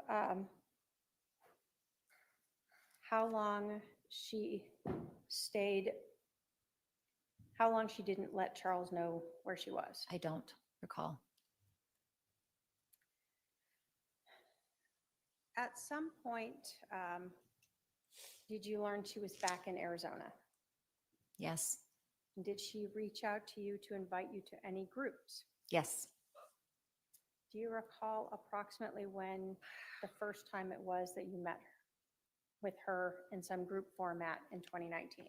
I believe it was spring 2019, maybe February. And do you recall, were there other people at that meeting? Yes. Do you recall who was there? Yes. Who was it? Zulema, Melanie Gibb, Nicole Earl, and Serena Sharp. Who organized that? Or who invited you? Let me ask that. Did Lori invite you, or did one of these other women invite you?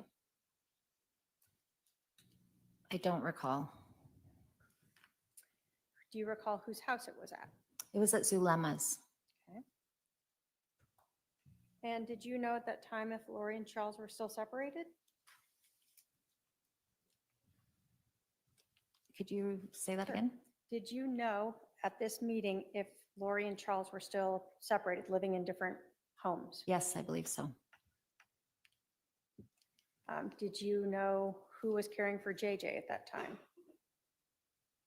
Yes, I believe she was at Alex's. JJ? Oh, sorry, JJ. I believe JJ was in Texas. Still with Charles? Mm-hmm. And that's a yes? Yes. And then you said Tylee was still staying with her uncle Alex? Yes. Did you know where Lori was living at that time? With Alex.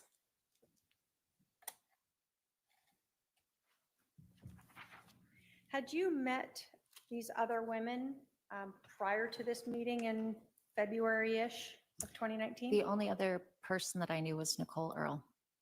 Okay. So this was the first time you were meeting the person whose house it was at, Zulema? Correct. The first time that you were meeting Melanie Gibb, Correct. and the first time you said Serena, is that Serena Sharp? Correct.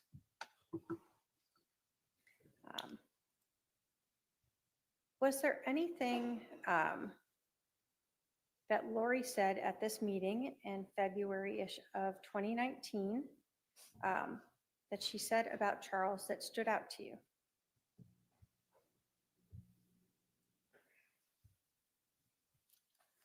She was concerned about dark spirits plaguing him.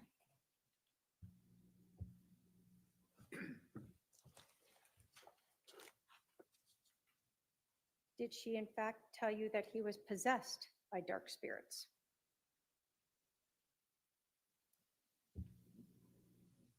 I don't recall.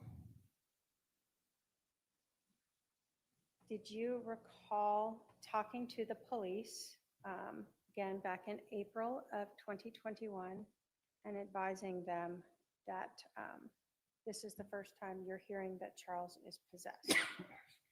If I said it then yes. Um,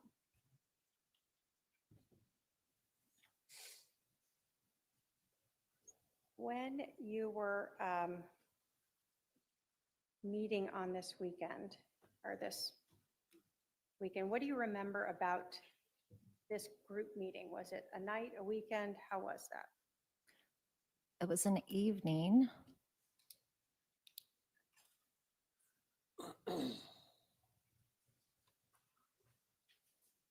We may have met twice in the evening that weekend. Did you know where Serena was from? Like, did she live locally? She did not. She was visiting from out of state.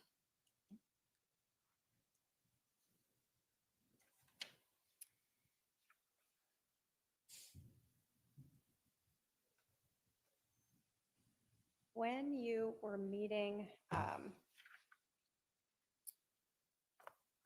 at these in February of 2019,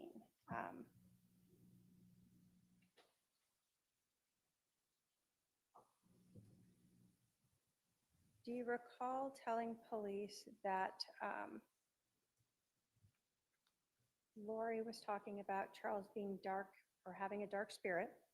Yes, And do you recall saying that he was possessed and she had a name for who he was possessed by?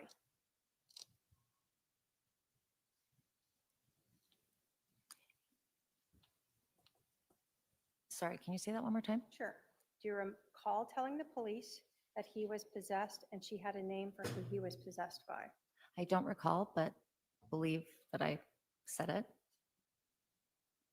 Would listening to your recording help refresh your recollection as to that? Yes.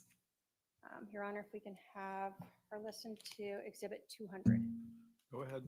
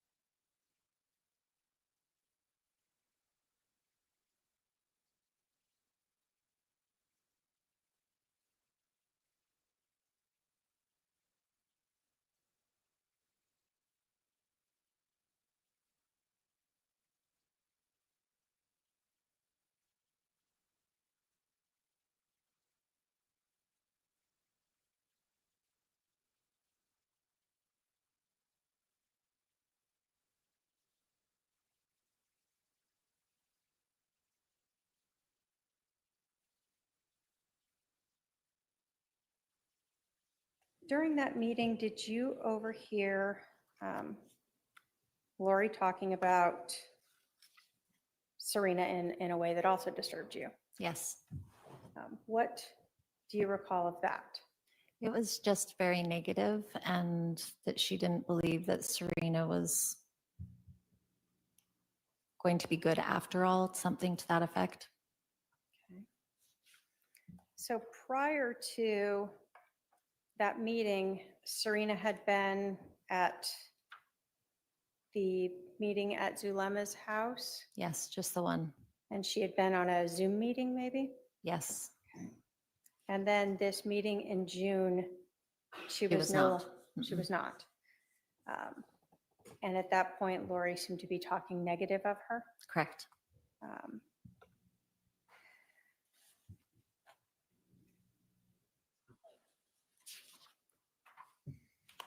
When you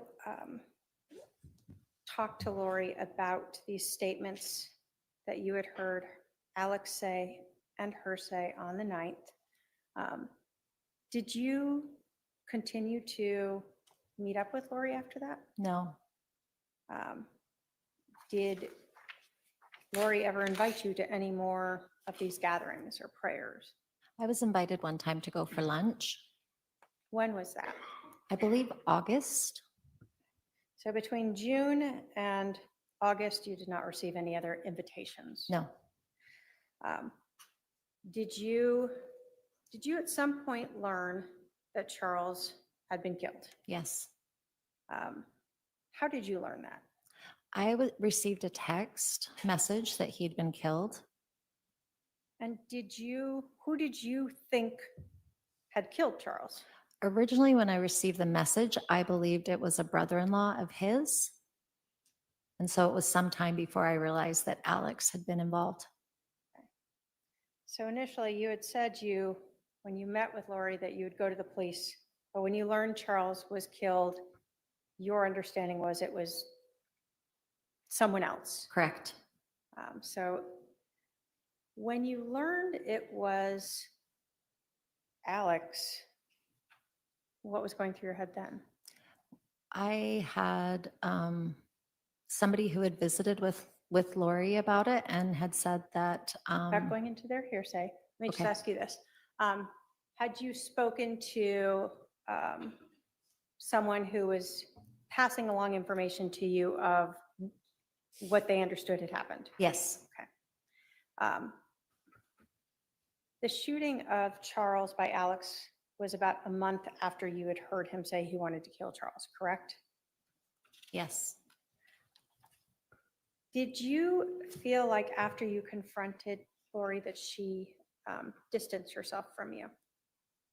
yes, Did that seem to be the same as what you heard and saw happening with Serena? I don't know.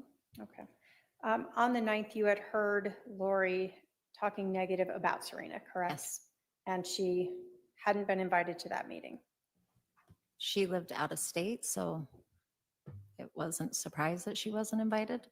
Had she flown in for a previous meeting though? Yes, So, just the one, the initial one.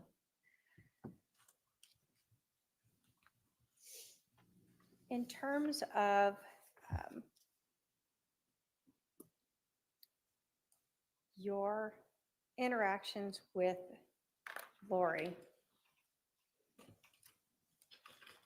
did she ever tell you that she was joking about her husband being possessed? No, Did she ever tell you she was joking about him having this dark spirit inhabiting him? no,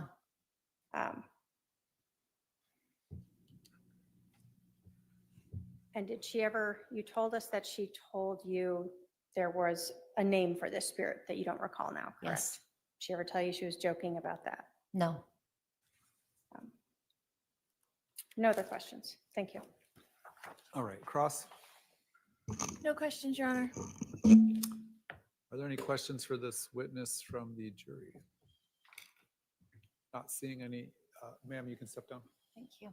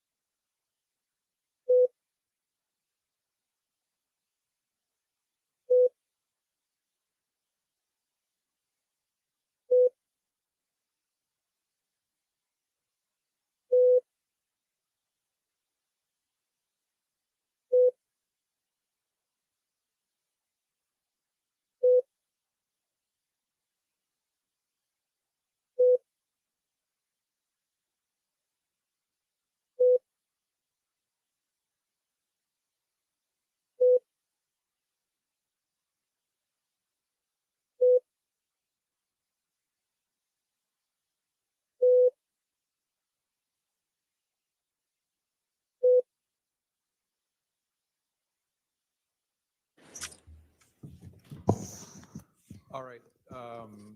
We're going to recess for the evening. We'll resume tomorrow at 10:30 a.m. Again, I'll remind you of the admonition and advise you to avoid any sort of information about this case outside this courtroom. All right, for the jury.